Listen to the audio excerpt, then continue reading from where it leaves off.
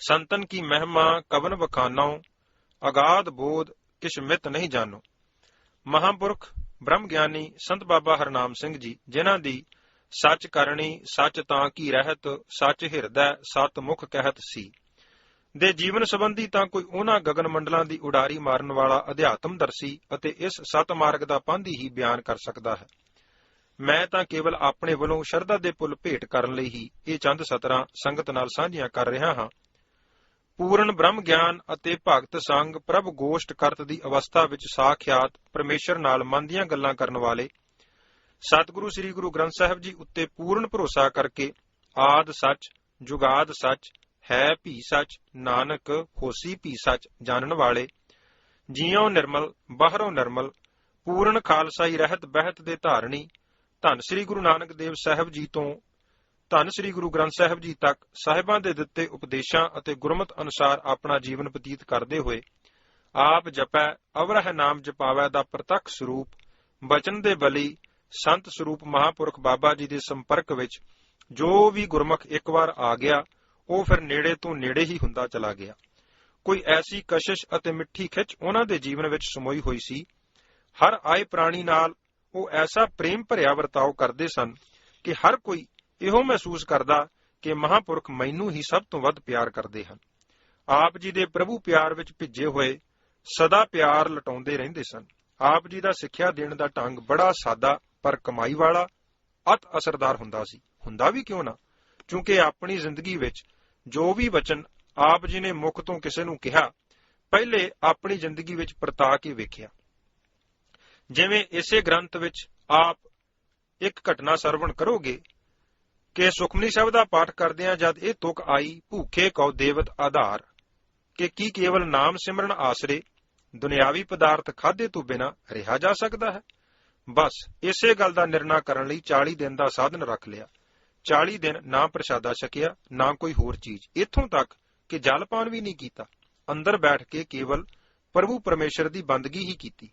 ਇੱਥੇ ਮੈਂ ਇਹ ਦੱਸਣਾ ਜ਼ਰੂਰੀ ਸਮਝਾਂਗਾ ਕਿ ਜਦੋਂ ਬਾਬਾ ਜੀ ਇੱਥੇ ਵੁਲਵਰਹੈਂਪਟਨ ਇੰਗਲੈਂਡ ਦਾਸ ਪਾਸ ਆਏ ਸਨ ਤਾਂ ਮੈਂ ਇਸ ਘਟਨਾ ਨੂੰ ਹੋਰ ਸਪਸ਼ਟ ਕਰਨ ਲਈ ਇੱਕ ਦਿਨ ਬਾਬਾ ਜੀ ਪਾਸੋਂ ਪੁੱਛਿਆ ਕਿ ਬਾਬਾ ਜੀ, ਜਦ ਆਪ ਜੀ ਨੇ 40 ਦਿਨ ਦਾ ਸਾਧਨ ਭੁੱਖਿਆਂ ਰਹਿ ਕੇ ਕੀਤਾ, ਉਦੋਂ ਤੁਸੀਂ ਕੁਝ ਵੀ ਨਹੀਂ ਛਕਿਆ?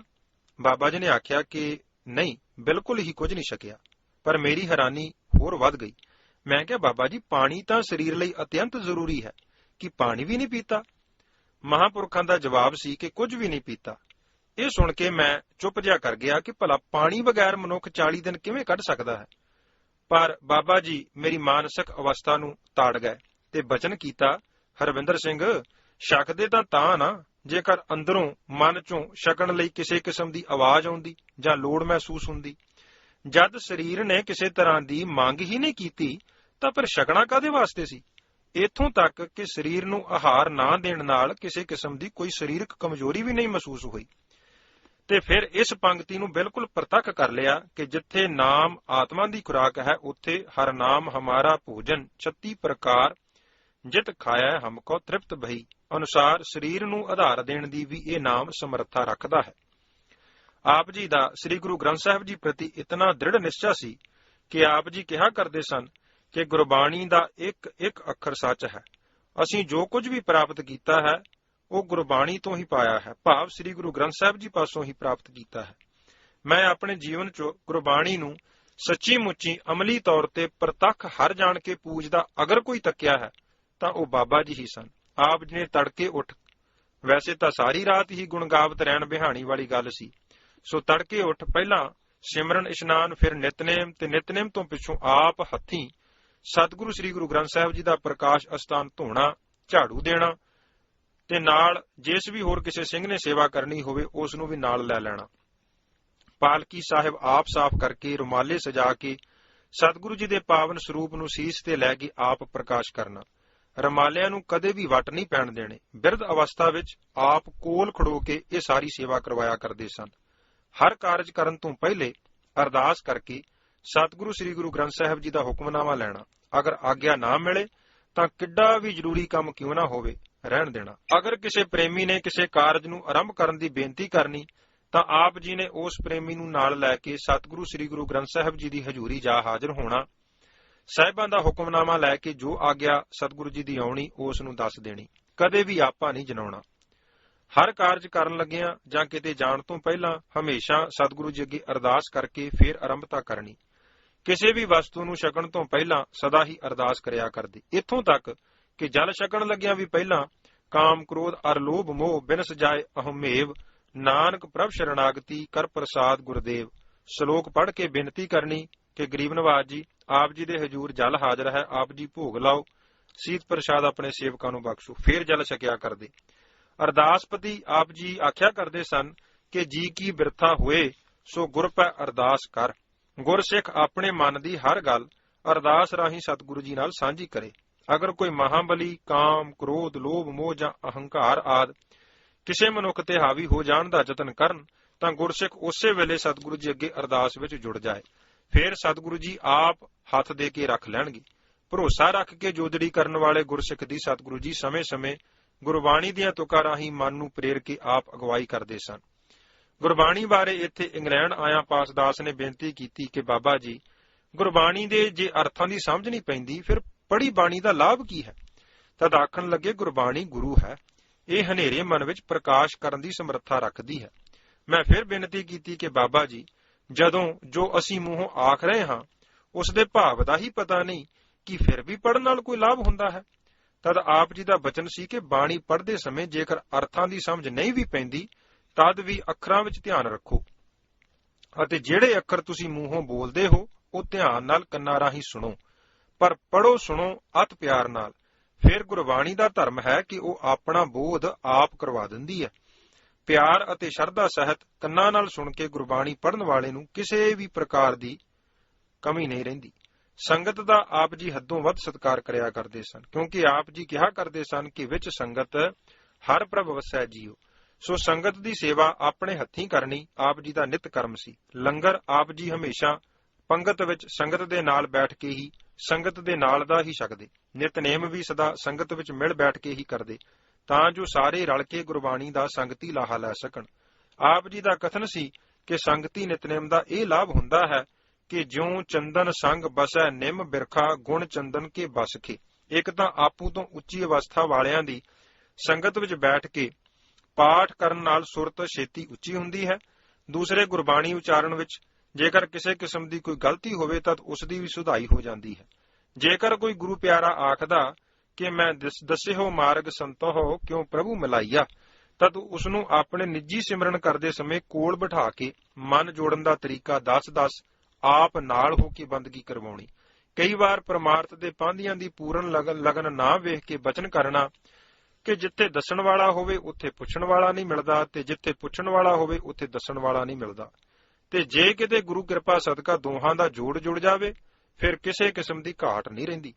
ਸਿਮਰਨ ਭਜਨ ਦੇ ਸਮੇਂ ਨੂੰ ਛੱਡ ਬਾਕੀ ਕਿਸੇ ਵੀ ਵਕਤ ਕੋਈ ਵੀ ਗੁਰਮੁਖ ਉਹਨਾਂ ਨੂੰ ਮਿਲ ਸਕਦਾ ਸੀ, ਕੋਈ ਵੀ ਰੋਕ ਨਹੀਂ ਸੀ।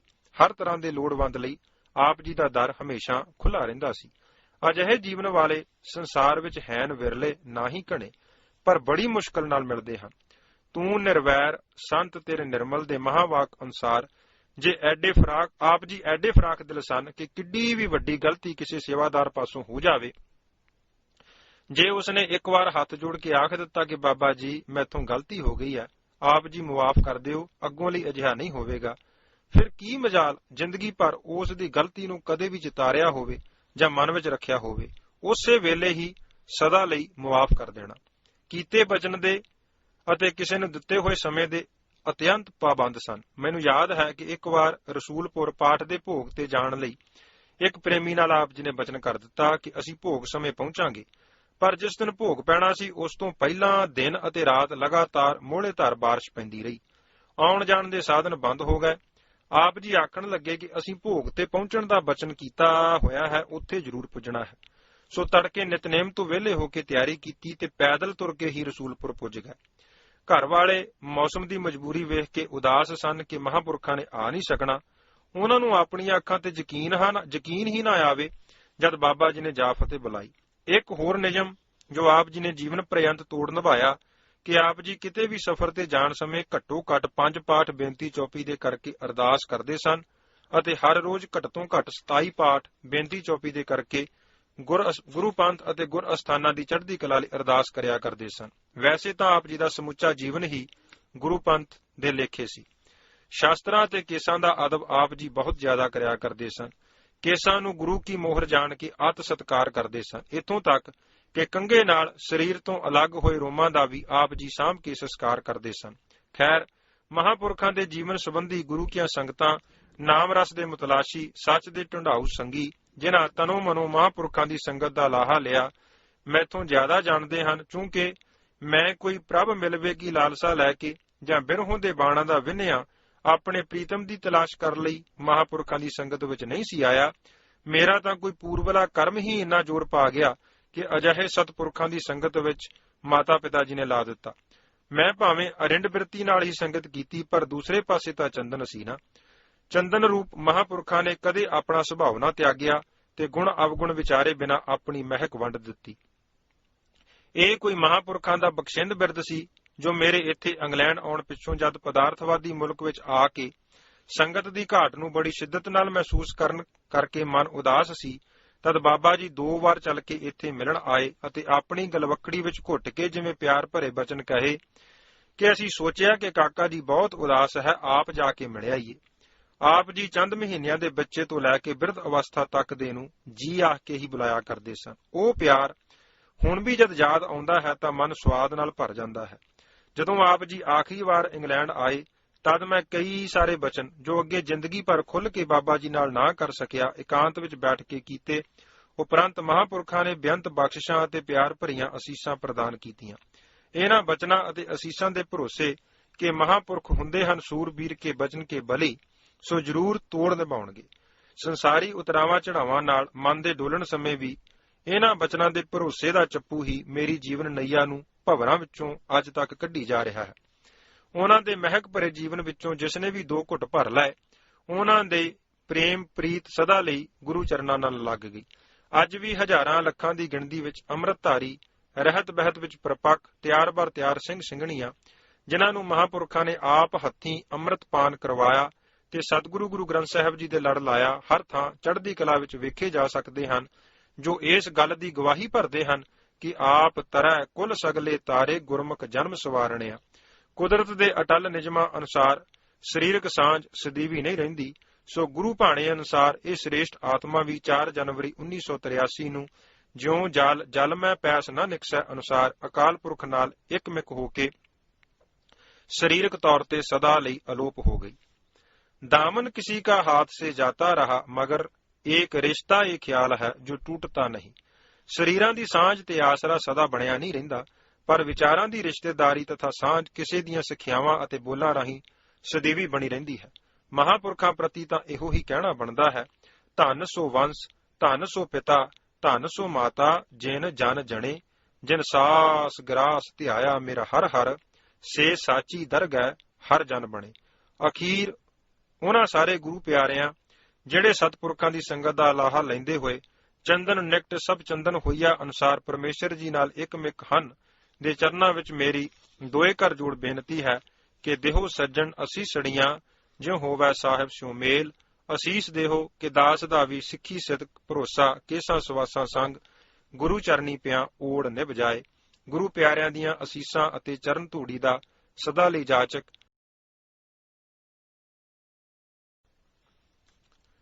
ਸੇ ਕਨਿਆ ਬਾਰੇ ਕੁਝ ਸ਼ਬਦ। ਸੇ ਕਨਿਆ ਦੀ ਇਹ ਇਲਾਹੀ ਪੁਸਤਕ ਦੀ ਜਾਣ ਪਛਾਣ ਇਸ ਪੁਸਤਕ ਦਾ ਸਰਲੇਖ ਸਪਸ਼ਟ ਕਰ ਦਿੰਦਾ ਹੈ। ਸ਼ਹੀਦਾਂ ਦੇ ਸਰਤਾਜ ਸ੍ਰੀ ਗੁਰੂ ਅਰਜਨ ਦੇਵ ਪਾਤਸ਼ਾਹ ਆਪਣੇ ਮੁਖਾਰ ਬਿੰਦ ਚੋਂ ਫਰਮਾਉਂਦੇ ਹੋਏ ਇਸ ਫਾਨੀ ਸੰਸਾਰ ਦੇ ਜੀਵਾਂ ਨੂੰ ਕੇਵਲ 2 ਤੁਕਾਂ ਵਿੱਚ ਹੀ ਇੱਕ ਵਿਸ਼ਾਲ ਸਾਗਰ ਨੂੰ ਕੁੱਜੇ ਵਿੱਚ ਬੰਦ ਕਰਦਿਆਂ ਰੱਬੀ ਰੰਗ ਦੀ ਵਿਆਖਿਆ ਕਰਦੇ ਹੋਏ ਆਪ ਹੀ ਪਹਿਲੀ ਪੰਕਤੀ ਵਿੱਚ ਸਵਾਲ ਕਰਦੇ ਹਨ, ਅਗਲੀ ਪੰਕਤੀ ਵਿੱਚ ਆਪ ਹੀ ਉਸ ਸਵਾਲ ਦਾ ਉੱਤਰ ਦਿੰਦੇ ਹਨ ਕਿ ਜਿਨ੍ਹਾਂ ਨੂੰ ਵਾਹਿਗੁਰੂ ਦਾ ਨਾਮ ਕਦੇ ਨਹੀਂ ਭੁੱਲਦਾ ਉਹ ਕਿਹੋ ਜਿਹੇ ਹਨ। ਆਪ ਹੀ ਗੁਰਦੇਵ ਅਗਲੇਰੀ ਪੰਕਤੀ ਵਿੱਚ ਉੱਤਰ ਫਰਮਾਉਂਦੇ ਹਨ ਕਿ ਹੇ ਸੰਸਾਰ ਦੇ ਲੋਕੋ, ਉਹਨਾਂ ਰੰਗ ਰਤੜਿਆਂ, ਨਾਮ ਰਸੀਆਂ ਵਿੱਚ ਤੇ ਰੱਬ ਵਿੱਚ ਕਿਸੇ ਕਿਸਮ ਦਾ ਕੋਈ ਭੋਰਾ ਜਿੰਨਾ ਵੀ ਫਰਕ ਨਾ ਸਮਝੋ। ਉਹ ਰੰਗ ਰਤੜੇ ਸਾਈਂ ਵਰਗੇ ਉਸ ਦਾ ਹੀ ਰੂਪ ਹੁੰਦੇ ਹਨ। ਜੇ ਕਿਸੇ ਪ੍ਰਾਣੀ ਨੇ ਸੇ ਕਨਿਆ ਦਾ ਉੱਤਰ ਭਾਲਣਾ ਹੈ ਤਾਂ ਇਸ ਡਿਵਾਈਨ ਬੁੱਕ ਨੂੰ ਵਾਚਣ ਦੀ ਖੇਚਲ ਕਰੇ। ਪਤਾ ਲੱਗ ਜਾਵੇਗਾ ਕਿ ਸੰਤ ਬਾਬਾ ਹਰਨਾਮ ਸਿੰਘ ਜੀ, ਜਿਨ੍ਹਾਂ ਦੀ ਜੀਵਨੀ ਸੇ ਕਨਿਆ ਪੁਸਤਕ ਵਿੱਚ ਉਲੀਕੀ ਗਈ ਹੈ, ਅੰਤਰ ਧਿਆਨ ਹੋ ਕੇ ਪੜ੍ਹਨ ਨਾਲ ਮਨ ਕਿਸੇ ਅਨੋਖੀ ਰੰਗੀਨ ਵਿੱਚ ਰੰਗੀਜ ਜਾਂਦਾ ਹੈ ਤੇ ਤਿਨਾਂ ਦੇਖ ਮਨ ਚਾਉ ਉਠੰਦਾ ਦੀ ਭਾਵਨਾ ਮਨ ਵਿੱਚ ਉਤਪੰਨ ਹੋ ਜਾਂਦੀ ਹੈ। ਇਹ ਇਲਾਹੀ ਪੁਸਤਕ ਹੈ ਜੋ ਸੰਤ ਸੇਵਾ ਸਿੰਘ ਜੀ ਨੇ ਸੱਚਖੰਡ ਵਾਸੀ ਮਹਾਨ ਅਤੇ ਰੱਬੀ ਰੂਹ ਦੀ ਜੀਵਨੀ ਲਿਖੀ ਹੈ। ਆਪ ਜੀ ਨੇ ਜਿੱਥੇ ਬਚਪਨ ਤੋਂ ਹੀ ਉਹਨਾਂ ਦੇ ਨਾਲ ਅਤੇ ਥਾਂ-ਥਾਂ ਵਿਚਰਨ ਸਮੇਂ ਜੀਵਨ ਤੱਥਾਂ ਅਤੇ ਵਿਵਹਾਰਾਂ ਨੂੰ ਨੇੜੇ ਹੋ ਕੇ ਤੱਕਿਆ, ਉੱਥੇ ਉਹਨਾਂ ਦੇ ਜੀਵਨ ਦੀਆਂ ਘਟਨਾਵਾਂ ਨੂੰ ਵੀ ਇਲਾਹੀ ਰੰਗਣ ਨਾਲ ਕਿਸੇ ਅਥਾਹ ਵੇਗ ਵਿੱਚ ਪ੍ਰਮਾਤਮਾ ਨਾਲ ਇੱਕਮਿਕ ਹੋ ਕੇ ਉਲੀਕਿਆ, ਜਿਸ ਨੂੰ ਸਿਰਫ ਉਸੇ ਵੇਗ ਦੇ ਅਭਿਆਸੀ ਹੀ ਗੂੰਗੇ ਦੀ ਮਠਿਆਈ ਦੀ ਮਿਠਾਸ ਨੂੰ ਮਾਣ ਸਕਦੇ ਹਨ। ਗੁਰਵਾਕਾਂ ਦੀ ਸੁਚੱਜੀ ਵਰਤੋਂ। ਗੁਰਵਾਕਾਂ ਨੂੰ ਇਸ ਤਰ੍ਹਾਂ ਅਥਾਹ ਸਾਗਰ ਵਿੱਚੋਂ ਚੰਗੇ ਚੋਬੇ ਵਾਂਗ ਚਮਕਦੇ ਦਮਕਦੇ ਸੁੱਚੇ ਮੋਤੀਆਂ ਨੂੰ ਚੁੱਕ ਚੁੱਕ ਕੇ ਬਾਹਰ ਬਾਬਾ ਸੇਵਾ ਸਿੰਘ ਜੀ ਲਿਆਏ ਹਨ। ਇਹਨਾਂ ਗੁਰਵਾਕਾਂ ਨੂੰ ਪੜ੍ਹ ਕੇ ਸਹਿਜੇ ਹੀ ਬਿਰਤੀਆਂ ਰੱਬੀ ਦਰਬਾਰ ਵਿੱਚ ਪੁੱਜ ਕੇ ਕਿਸੇ ਡੂੰਘੇ ਰਸ ਨਾਲ ਰਸਿਆ ਜਾਂਦੀਆਂ ਹਨ। ਸੱਚ ਹੀ ਅੰਮ੍ਰਿਤ ਬੂੰਦਾਂ ਕਿਰਦੀਆਂ ਰਸ ਚੱਖ ਲਓ ਭਾਈ ਵਾਲੀ ਗੱਲ ਹੈ। ਗੁਰਵਾਕਾਂ ਦੀ ਵਰਤੋਂ ਸੱਚਖੰਡ ਵਾਸੀ ਸੰਤ ਜੀ ਦੀ ਹਰ ਸੰਬੰਧਿਤ ਘਟਨਾ ਤੇ ਤੱਥ ਨਾਲ ਇੱਕ ਉੱਚੀ ਢੁਕਵੀਂ ਅਤੇ ਅਗੰਮੀ ਸੁਰਤ ਦੀ ਦੇਣ ਹੈ। ਗੁਰਬਾਣੀ ਦੀ ਹਰ ਉਦਾਹਰਣ ਨੂੰ ਇਸ ਤਰ੍ਹਾਂ ਵਰਤਿਆ ਹੈ ਜਿਵੇਂ ਆਪ ਮੁਹਾਰਾ ਤੇ ਨਿੰਮੀ ਨਿੰਮੀ ਚਾਲ ਚੱਲਦਾ ਇੱਕ ਝਰਨਾ ਵਗ ਰਿਹਾ ਹੋਵੇ। ਗੁਰਬਾਣੀ ਦੀਆਂ ਤੁਕਾਂ ਆਪਣੇ ਆਪ ਬਿਨਾਂ ਕਿਸੇ ਤੋਟ ਤੋਂ ਆਪਣੇ ਟਿਕਾਣੇ ਤੇ ਝੜ ਪੈ ਰਹੀਆਂ ਹਨ। ਸਾਰੀ ਪੁਸਤਕ ਵਿੱਚ ਗੁਰਬਾਣੀ ਦੀਆਂ ਉਦਾਹਰਣਾਂ ਤੋਂ ਬਿਨਾਂ ਕੋਈ ਹੋਰ ਉਦਾਹਰਣ ਨਹੀਂ ਵਰਤੀ ਗਈ, ਜੋ ਸੰਤ ਸੇਵਾ ਸਿੰਘ ਜੀ ਦੇ ਉੱਚ ਆਤਮਿਕਵਾਦ ਦੀ ਇੱਕ ਉੱਚ ਕੋਟੀ ਦੀ ਦੇਣ ਹੈ। ਸੰਤ ਸੇਵਾ ਸਿੰਘ ਜੀ ਕਰਤਾ ਅਤੇ ਪ੍ਰਕਾਸ਼ਕ ਸੱਚਖੰਡ ਵਾਸੀ ਸੰਤ ਮਹਾਰਾਜ ਹਰਨਾਮ ਸਿੰਘ ਜੀ ਦੇ ਆਪ ਥਾਪੇ ਗੱਦੀ ਨਸ਼ੀਨ ਹਨ, ਜਿਨ੍ਹਾਂ ਨੂੰ ਇਹਨਾਂ ਦੇ ਬਚਪਨ ਤੋਂ ਹੀ ਸਿਰ ਹੱਥ ਧਰਿਆ ਸੀ। ਆਪ ਜੀ ਨੇ ਸੱਚਖੰਡ ਵਾਸੀ ਮਹਾਤਮਾ ਜੀ ਦੀਆਂ ਚਲਾਈਆਂ ਲੀਹਾਂ ਨੂੰ ਹੂ ਬਹੂ ਚਾਲੂ ਹੀ ਨਹੀਂ ਰੱਖਿਆ, ਬਲਕਿ ਉਹਨਾਂ ਦੀਆਂ ਮਹਾਨ ਗੁਰਸਿੱਖੀ ਪਰੰਪਰਾਵਾਂ ਨੂੰ ਗੁਰੂ ਅਗਵਾਈ ਅਤੇ ਮਹਾਂਪੁਰਖਾਂ ਦੀ ਅਸੀਸ ਦੁਆਰਾ ਹੋਰ ਅੱਗੇ ਲਿਜਾਣ ਦਾ ਯਤਨ ਕੀਤਾ ਹੈ। ਇਸ ਸਰਾਪੇ ਥੇ ਨੂੰ ਮੁੜ ਜੀਵਤ ਕੀਤਾ ਹੈ। ਵਾਤਾਵਰਣ ਤੇ ਗੁਰੂ ਕਾ ਲੰਗਰ। ਇਹ ਸਰਾਪਿਆ ਥੇ ਸੱਚਖੰਡ ਬਣ ਗਿਆ ਹੈ ਤੇ ਬਣਦਾ ਜਾ ਰਿਹਾ ਹੈ, ਜਿੱਥੇ ਸਿੱਖੀ ਮਰਜ਼ਾਦਾ ਅਨੁਸਾਰ 24 ਘੰਟੇ ਅਤੇ ਸਾਰਾ ਸਾਲ ਗੁਰੂ ਕੀਰਤ ਅਤੇ ਗੁਰੂ ਕਾ ਲੰਗਰ ਅਤੁੱਟ ਵਰਤਦਾ ਹੈ। ਸੱਚਖੰਡੀ ਵਾਤਾਵਰਣ ਹਰ ਸਮੇਂ ਮਿਲਦਾ ਹੈ। ਦੁਨੀਆ ਦੀਆਂ ਗੜਬੜਾਂ, ਦੁੱਖਾਂ ਅਤੇ ਝਗੜਿਆਂ ਤੋਂ ਛੁਟਕਾਰਾ ਪਾਉਣ ਲਈ ਇੱਥੇ ਚੌਂਕੜੀ ਲਾ ਕੇ ਅੱਖਾਂ ਬੰਦ ਕਰਕੇ ਗੁਰਬਾਣੀ ਦੇ ਚੱਲ ਰਹੇ ਪ੍ਰਵਾਹ ਵਿੱਚ ਵਹਿ ਜਾਣ ਨੂੰ ਜੀ ਕਰਦਾ ਹੈ। ਗੁਰੂ ਕੇ ਲੰਗਰ ਦਾ ਇੱਕ ਆਪਣਾ ਆਨੰਦ ਹੈ। ਲੰਗਰ ਛਕਦਿਆਂ ਇੰਨਾ ਆਨੰਦ ਆਉਂਦਾ ਹੈ ਕਿ ਛਕਦਿਆਂ ਪਤਾ ਹੀ ਨਹੀਂ ਲੱਗਦਾ ਕਿ ਕਿੰਨਾ ਕੁ ਛਕ ਗਏ ਹਾਂ। ਗੁਰਦੁਆਰੇ ਦੀ ਪਹੁੰਚ। ਇਸ ਸੱਚਖੰਡੀ ਗੁਰਦੁਆਰੇ ਰਾਮਪੁਰ ਖੇੜਾ ਵਿਖੇ ਪੁੱਜਣ ਲਈ ਦੋ ਵੱਡੇ ਰਸਤੇ ਹੁਸ਼ਿਆਰਪੁਰ ਅਤੇ ਦਸੂਹੇ ਤੋਂ ਹਨ। ਹੁਸ਼ਿਆਰਪੁਰ ਅਤੇ ਦਸੂਹੇ ਵਿਚਕਾਰ ਦੋਨਾਂ ਥਾਵਾਂ ਤੋਂ ਸਵੇਰੇ 5 ਵਜੇ ਤੋਂ ਸ਼ਾਮ 6 ਵਜੇ ਤੱਕ ਹਰ 15-20 ਮਿੰਟ ਬਾਅਦ ਬੱਸਾਂ ਚੱਲਦੀਆਂ ਹਨ। ਹੁਸ਼ਿਆਰਪੁਰ ਵੱਲੋਂ ਗੁਰਦੁਆਰੇ ਪੁੱਜਣ ਲਈ ਪਿੰਡ ਮਾਛੀਆਂ ਦਾ ਚੋਅ ਲੰਘ ਕੇ ਬੱਸ ਨੂੰ ਛੱਡ ਦਿਓ। ਖੱਬੇ ਹੱਥ ਪੱਕੀ ਸੜਕ ਤੇ ਸਿਰਫ 10 ਮਿੰਟ ਤੁਰਨ ਨਾਲ ਗੁਰਦੁਆਰੇ ਪੁੱਜ ਜਾਵੋਗੇ। ਇਸੇ ਤਰ੍ਹਾਂ ਦਸੂਹੇ ਵੱਲੋਂ ਬੱਸ ਲੈ ਕੇ ਗੋਂਦਪੁਰ ਨੂੰ ਲੰਘਦਿਆਂ ਹੀ ਬੱਸ ਤੋਂ ਉਤਰੋ ਤੇ ਸੱਜੇ ਹੱਥ ਪੱਕੀ ਸੜਕ ਤੇ ਗੁਰਦੁਆਰਾ ਸਾਹਿਬ ਦਾ ਬੋਰਡ ਲੱਗਾ ਹੋਇਆ ਹੈ। 10 ਮਿੰਟ ਪੈਦਲ ਚੱਲੋ, ਗੁਰਦੁਆਰਾ ਸਾਹਿਬ ਪਹੁੰਚ ਜਾਵੋਗੇ। ਸਾਧ ਸੰਗਤ ਦੀ ਚਰਨ ਧੂੜ। Bakhshish Singh Nijjar, professor, director, Punjab state archive, Patiala, retired. ਜਨਮ ਅਤੇ ਬਚਪਨ। ਸੰਤ ਬਾਬਾ ਹਰਨਾਮ ਸਿੰਘ ਜੀ ਦਾ ਜਨਮ ਜ਼ਿਲ੍ਹਾ ਹੁਸ਼ਿਆਰਪੁਰ ਦੀ ਤਹਿਸੀਲ ਦਸੂਹਾ ਦੇ ਨਗਰ ਧੁੱਗੇ ਕਲਾਂ ਵਿੱਚ 1897 ਈਸਵੀ ਨੂੰ ਹਾੜ ਦੇ ਮਹੀਨੇ ਵਿੱਚ ਹੋਇਆ। ਇਸ ਪਵਿੱਤਰ ਆਤਮਾ ਨੇ ਗੁਰਸਿੱਖ ਭਾਈ ਅਸ਼ਰ ਸਿੰਘ ਜੀ ਦੇ ਗ੍ਰਹਿ ਵਿਖੇ ਮਾਤਾ ਨਾਰਾਇਣ ਕੌਰ ਜੀ ਦੀ ਕੁੱਖ ਨੂੰ ਭਾਗ ਲਾਏ। ਆਪ ਜੀ ਦੇ ਪਿਤਾ ਜੀ ਖੇਤੀਬਾੜੀ ਦਾ ਕਿੱਤਾ ਕਰਦੇ ਸਨ ਅਤੇ ਦੋਵੇਂ ਸੁਭਾਗੇ ਜੀ ਧਾਰਮਿਕ ਰੁਚੀਆਂ ਦੇ ਧਾਰਨੀ ਸਨ। ਬਾਬਾ ਜੀ ਦੇ 4 ਭਰਾ ਅਤੇ 2 ਭੈਣਾਂ ਸਨ। ਵੱਡੇ ਭਾਈ ਸਾਹਿਬ ਦਾ ਨਾਂ ਮੇਹਰ ਸਿੰਘ, ਦੂਜੇ ਭਾਈ ਤਾਰਾ ਸਿੰਘ, ਤੀਸਰੀ ਥਾਂ ਬਾਬਾ ਜੀ ਸਨ ਅਤੇ ਇਹਨਾਂ ਤੋਂ ਛੋਟੇ ਭਾਈ ਠਾਕੁਰ ਸਿੰਘ ਜੀ ਅਤੇ ਭਾਈ ਲਛਮਣ ਸਿੰਘ ਜੀ ਸਨ। ਭੈਣਾਂ ਬੀਬੀ ਜਵਾਲੀ ਅਤੇ ਬੀਬੀ ਰੁਕਮਣ ਕੌਰ ਸਨ।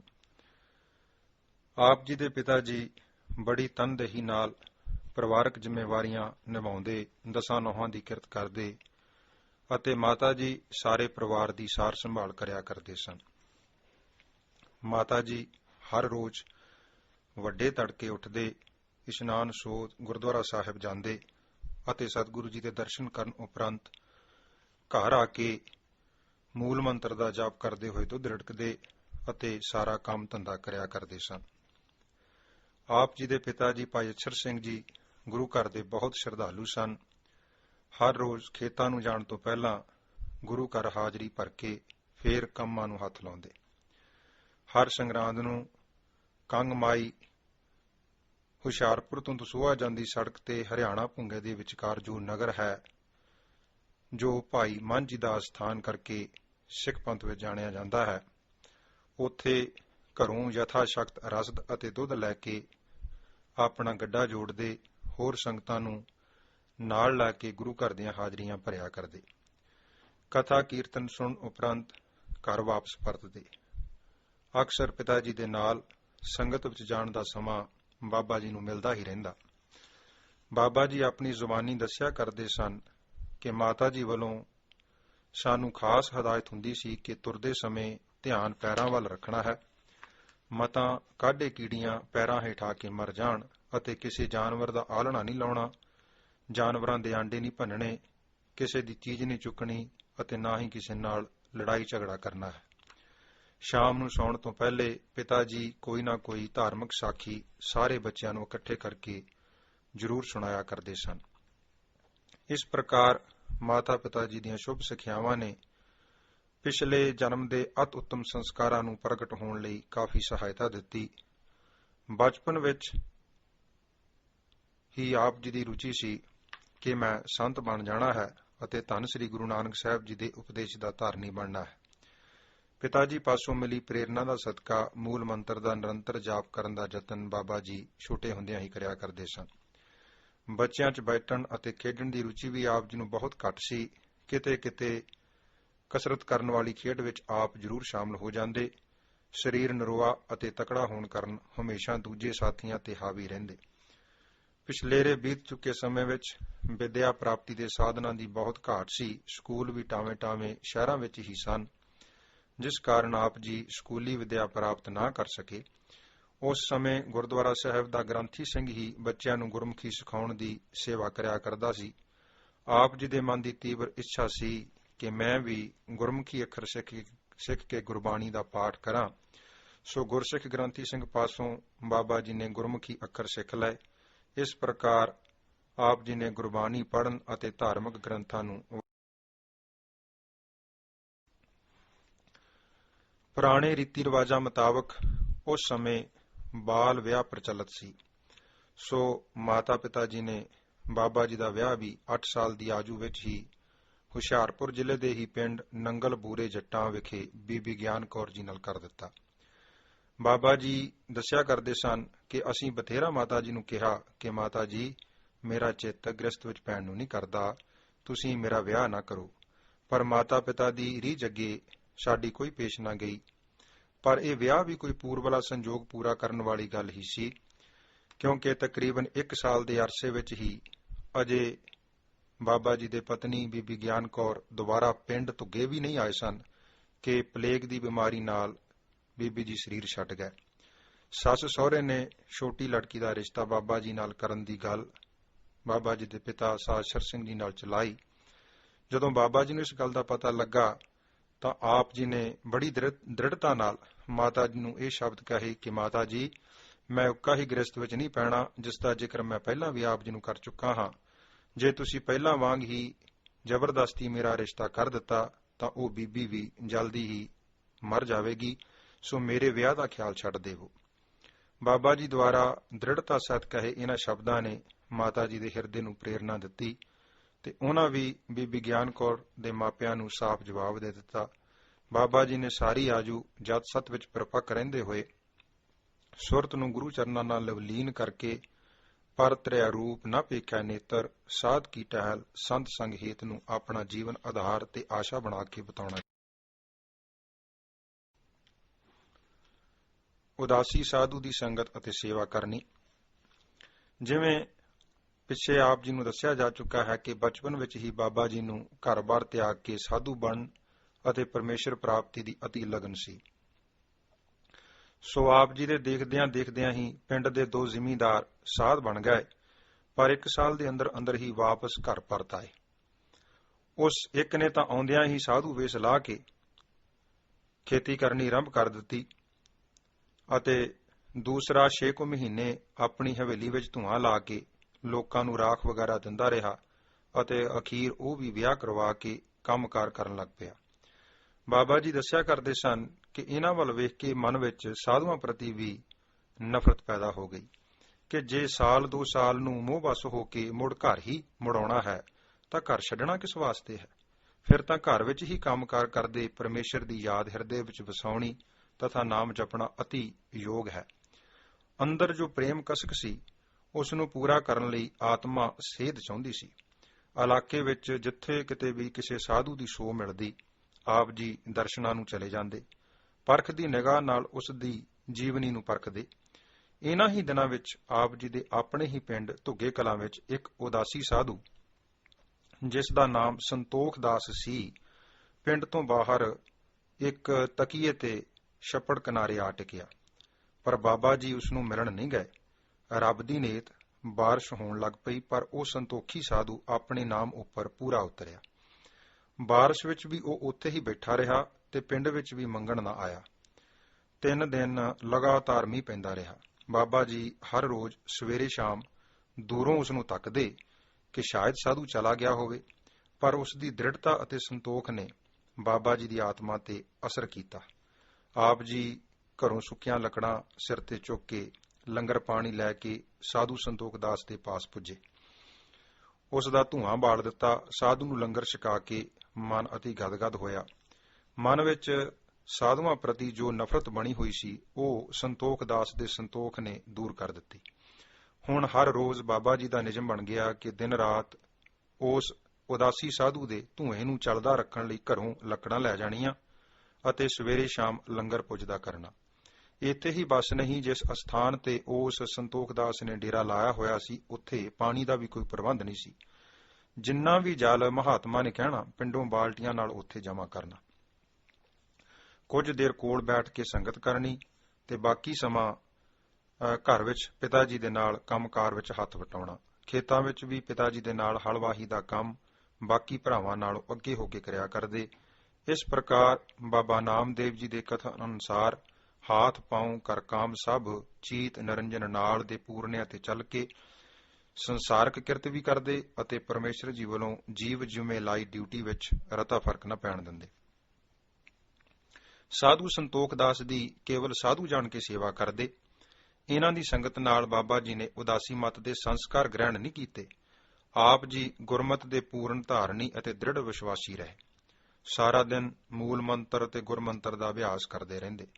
ਭਾਵੇਂ ਕੁਝ ਸਾਲਾਂ ਦੀ ਸੇਵਾ ਤੋਂ ਬਾਅਦ ਸਾਧੂ ਸੰਤੋਖ ਦਾਸ ਜੀ ਨੇ ਬਾਬਾ ਜੀ ਨੂੰ ਪ੍ਰੇਰਣਾ ਦਿੱਤੀ ਕਿ 40 ਦਿਨ ਮੇਰੀ ਵੱਲੋਂ ਦੱਸੀ ਵਿਧੀ ਅਨੁਸਾਰ ਜਾਪ ਕਰੋ।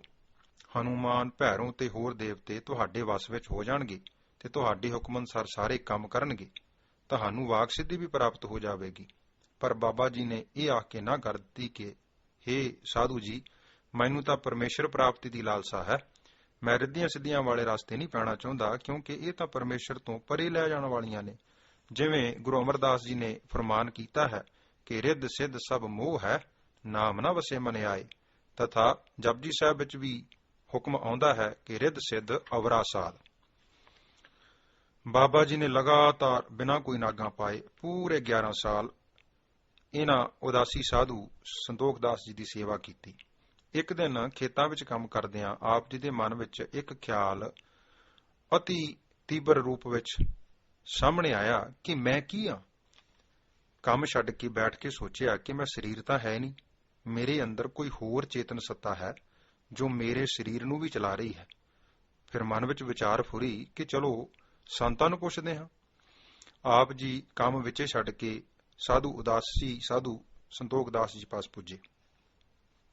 ਨਮਸਕਾਰ ਕਰਕੇ ਸੰਤਾਂ ਅੱਗੇ ਆਪਣੇ ਅੰਦਰੋਂ ਉਤਪੰਨ ਹੋਏ ਸਵਾਲ ਨੂੰ ਰੱਖਿਆ ਕਿ ਕਿਰਪਾ ਕਰਕੇ ਦੱਸੋ ਕਿ ਮੈਂ ਕੀ ਹਾਂ। ਕੁਝ ਦੇਰ ਚੁੱਪ ਰਹਿਣ ਤੋਂ ਪਿੱਛੋਂ ਉਸ ਉਦਾਸੀ ਸਾਧੂ ਸੰਤੋਖ ਦਾਸ ਨੇ ਉੱਤਰ ਦਿੱਤਾ ਕਿ ਹਰਨਾਮ ਸਿੰਘ, ਜੇ ਇਹ ਗੱਲ ਪੁੱਛਣੀ ਹੈ ਤਾਂ ਸਿਰ ਵਿੱਚ ਸੁਆਹ ਪਾ ਕੇ ਸਾਡਾ ਚੇਲਾ ਬਣ ਜਾ। ਆਪ ਜੀ ਦੇ ਮਨ ਨੂੰ ਅਤਿਅੰਤ ਠੇਸ ਪੁੱਜੀ ਤੇ ਮਨ ਵਿੱਚ ਵਿਚਾਰ ਆਇਆ ਕਿ ਇਹ ਮੈਨੂੰ ਸਿੱਖ ਸਮਝਦੇ ਹਨ ਤੇ ਮੈਂ ਹਾਂ ਵੀ ਸਿੱਖ।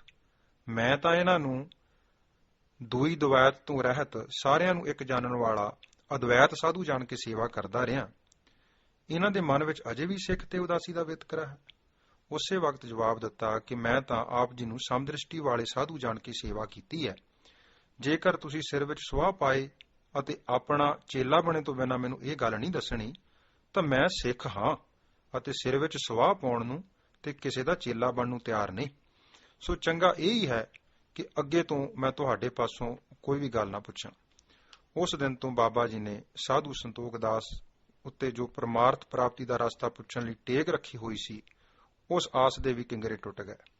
ਹੁਣ ਤਾਂ ਨਾਨਕ ਟੇਕ ਭਈ ਕਰਤੇ ਕੀ, ਹੋਰ ਆਸ ਬਡਾਣੀ ਲਾਹੀ ਵਾਲੀ ਆਸ ਹੀ ਬਾਕੀ ਰਹਿ ਗਈ ਸੀ। ਉਦਾਸੀ ਸਾਧੂ ਵੱਲੋਂ ਨਿਰਾਸ਼ਤਾ ਮਿਲਣ ਤੇ ਆਪ ਜੀ ਨੇ ਪਰਮਾਰਥ ਦੀ ਪ੍ਰਾਪਤੀ ਵਾਸਤੇ ਸਿੱਖ ਸਾਧੂਆਂ ਦੀ ਢੋਲ ਭਾਲ ਆਰੰਭੀ। ਬਾਬਾ ਜੀ ਚਾਹੁੰਦੇ ਸਨ ਕਿ ਕੋਈ ਸਾਧੂ ਮਹਾਤਮਾ ਐਸਾ ਮਿਲੇ ਜਿਸ ਨੇ ਆਪ ਪ੍ਰਭੂ ਮਾਲਕ ਦਾ ਮਿਲਾਪ ਪ੍ਰਾਪਤ ਕੀਤਾ ਹੋਵੇ ਤੇ ਦੱਸੇ ਕਿ ਇਸ ਮਾਰਗ ਤੇ ਚੱਲ ਕੇ ਮੈਨੂੰ ਆਤਮਿਕ ਸੁਖ ਦੀ ਪ੍ਰਾਪਤੀ ਹੋਈ ਹੈ, ਸੋ ਭਾਈ ਤੂੰ ਵੀ ਇਹ ਸਾਧਨ ਕਰਕੇ ਵੇਖ ਲੈ, ਸਤਿਗੁਰੂ ਜੀ ਮਿਹਰ ਕਰਨਗੇ। ਪਰ ਇਸ ਪਾਸੇ ਵੀ ਸਫਲਤਾ ਨਾ ਮਿਲੀ, ਕਿਉਂਕਿ ਹਰ ਸਾਧੂ ਮਹਾਤਮਾ ਇਹ ਕਹਿੰਦੇ ਕਿ ਉਪਦੇਸ਼ ਤਾਂ ਤੁਹਾਨੂੰ ਸਤਿਗੁਰੂ ਸ੍ਰੀ ਗੁਰੂ ਗ੍ਰੰਥ ਸਾਹਿਬ ਜੀ ਦਾ ਹੀ ਦੇਵਾਂਗੇ, ਪਰ ਗੁਰੂ ਚੇਲੇ ਦਾ ਰਿਸ਼ਤਾ ਸਾਡੇ ਨਾਲ ਰੱਖਣਾ ਪਵੇਗਾ।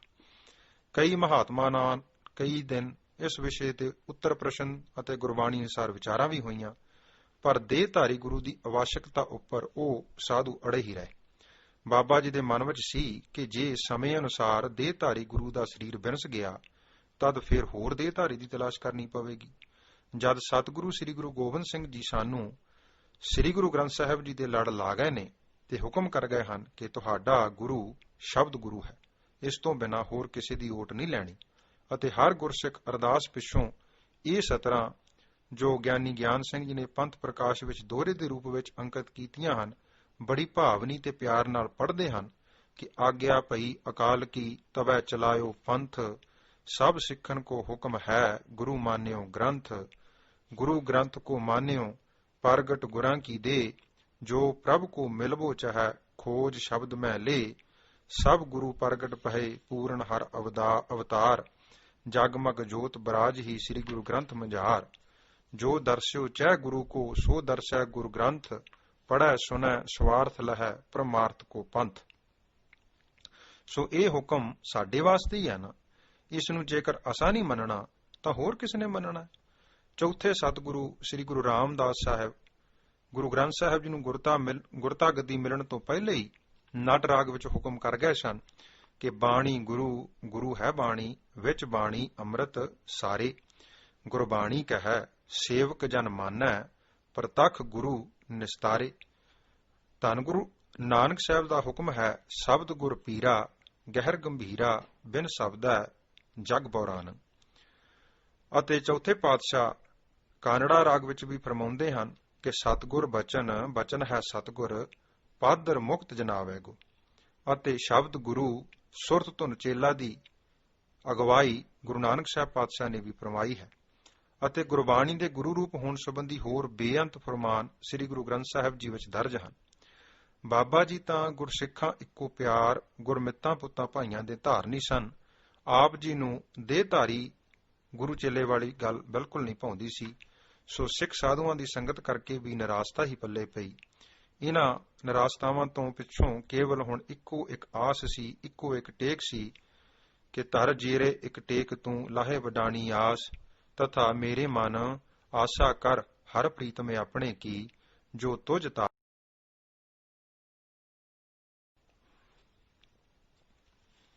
ਜਦ ਸਾਰੇ ਪਾਸਿਆਂ ਤੋਂ ਨਿਰਾਸ਼ਤਾ ਹੀ ਹੋਈ ਤਦ ਆਪ ਜੀ ਦਾ ਮਨ ਅਤੀ ਵੈਰਾਗ ਵਿੱਚ ਹੋ ਗਿਆ। 2-3 ਦਿਨ ਇਸੇ ਹਾਲਾਤ ਵਿੱਚ ਲੰਘ ਗਏ। ਆਖਰ ਇੱਕ ਦਿਨ ਪਿੰਡ ਦੇ ਗੁਰਦੁਆਰਾ ਸਾਹਿਬ ਵਿਖੇ ਬਾਬਾ ਜੀ ਗਏ। ਸਤਿਗੁਰੂ ਸ੍ਰੀ ਗੁਰੂ ਗ੍ਰੰਥ ਸਾਹਿਬ ਜੀ ਪ੍ਰਕਾਸ਼ ਸਨ।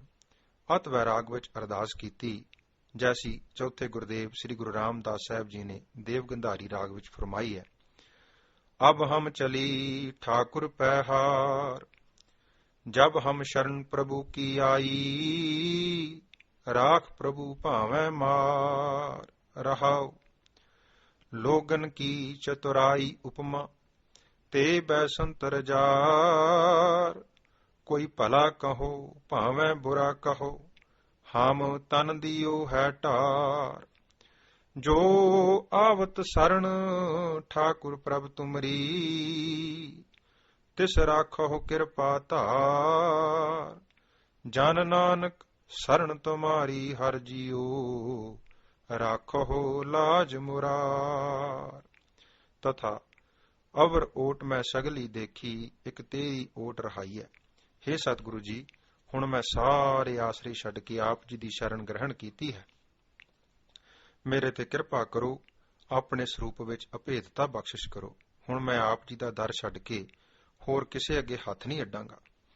ਬਾਬਾ ਜੀ ਦੱਸਿਆ ਕਰਦੇ ਸਨ ਕਿ ਪਤਾ ਨਹੀਂ ਕਿੰਨਾ ਕੁ ਸਮਾਂ ਇਸ ਵੈਰਾਗ ਅਤੇ ਪ੍ਰੇਮ ਵਿੱਚ ਮੈਂ ਸਤਿਗੁਰੂ ਜੀ ਦੇ ਚਰਨਾਂ ਵਿੱਚ ਜੋਦੜੀ ਬੇਨਤੀ ਤਰਲਾ ਕਰਦਾ ਰਿਹਾ।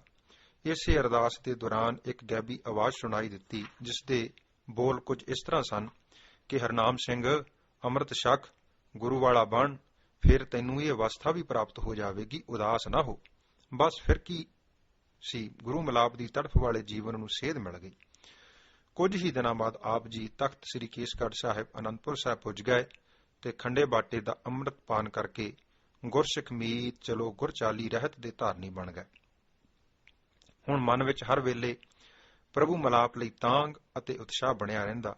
ਆਪ ਜੀ ਤੜਕੇ ਉੱਠ ਇਸ਼ਨਾਨ ਸੋਧ ਨਿਤਨੇਮ ਕਰਦੇ, ਉਪਰੰਤ ਸੰਸਾਰਕ ਜ਼ਿੰਮੇਵਾਰੀ ਜੋ ਭਰਾਵਾਂ ਵੱਲੋਂ ਲਗਾਈ ਸੀ ਉਹ ਪੂਰੀ ਕਰਦੇ।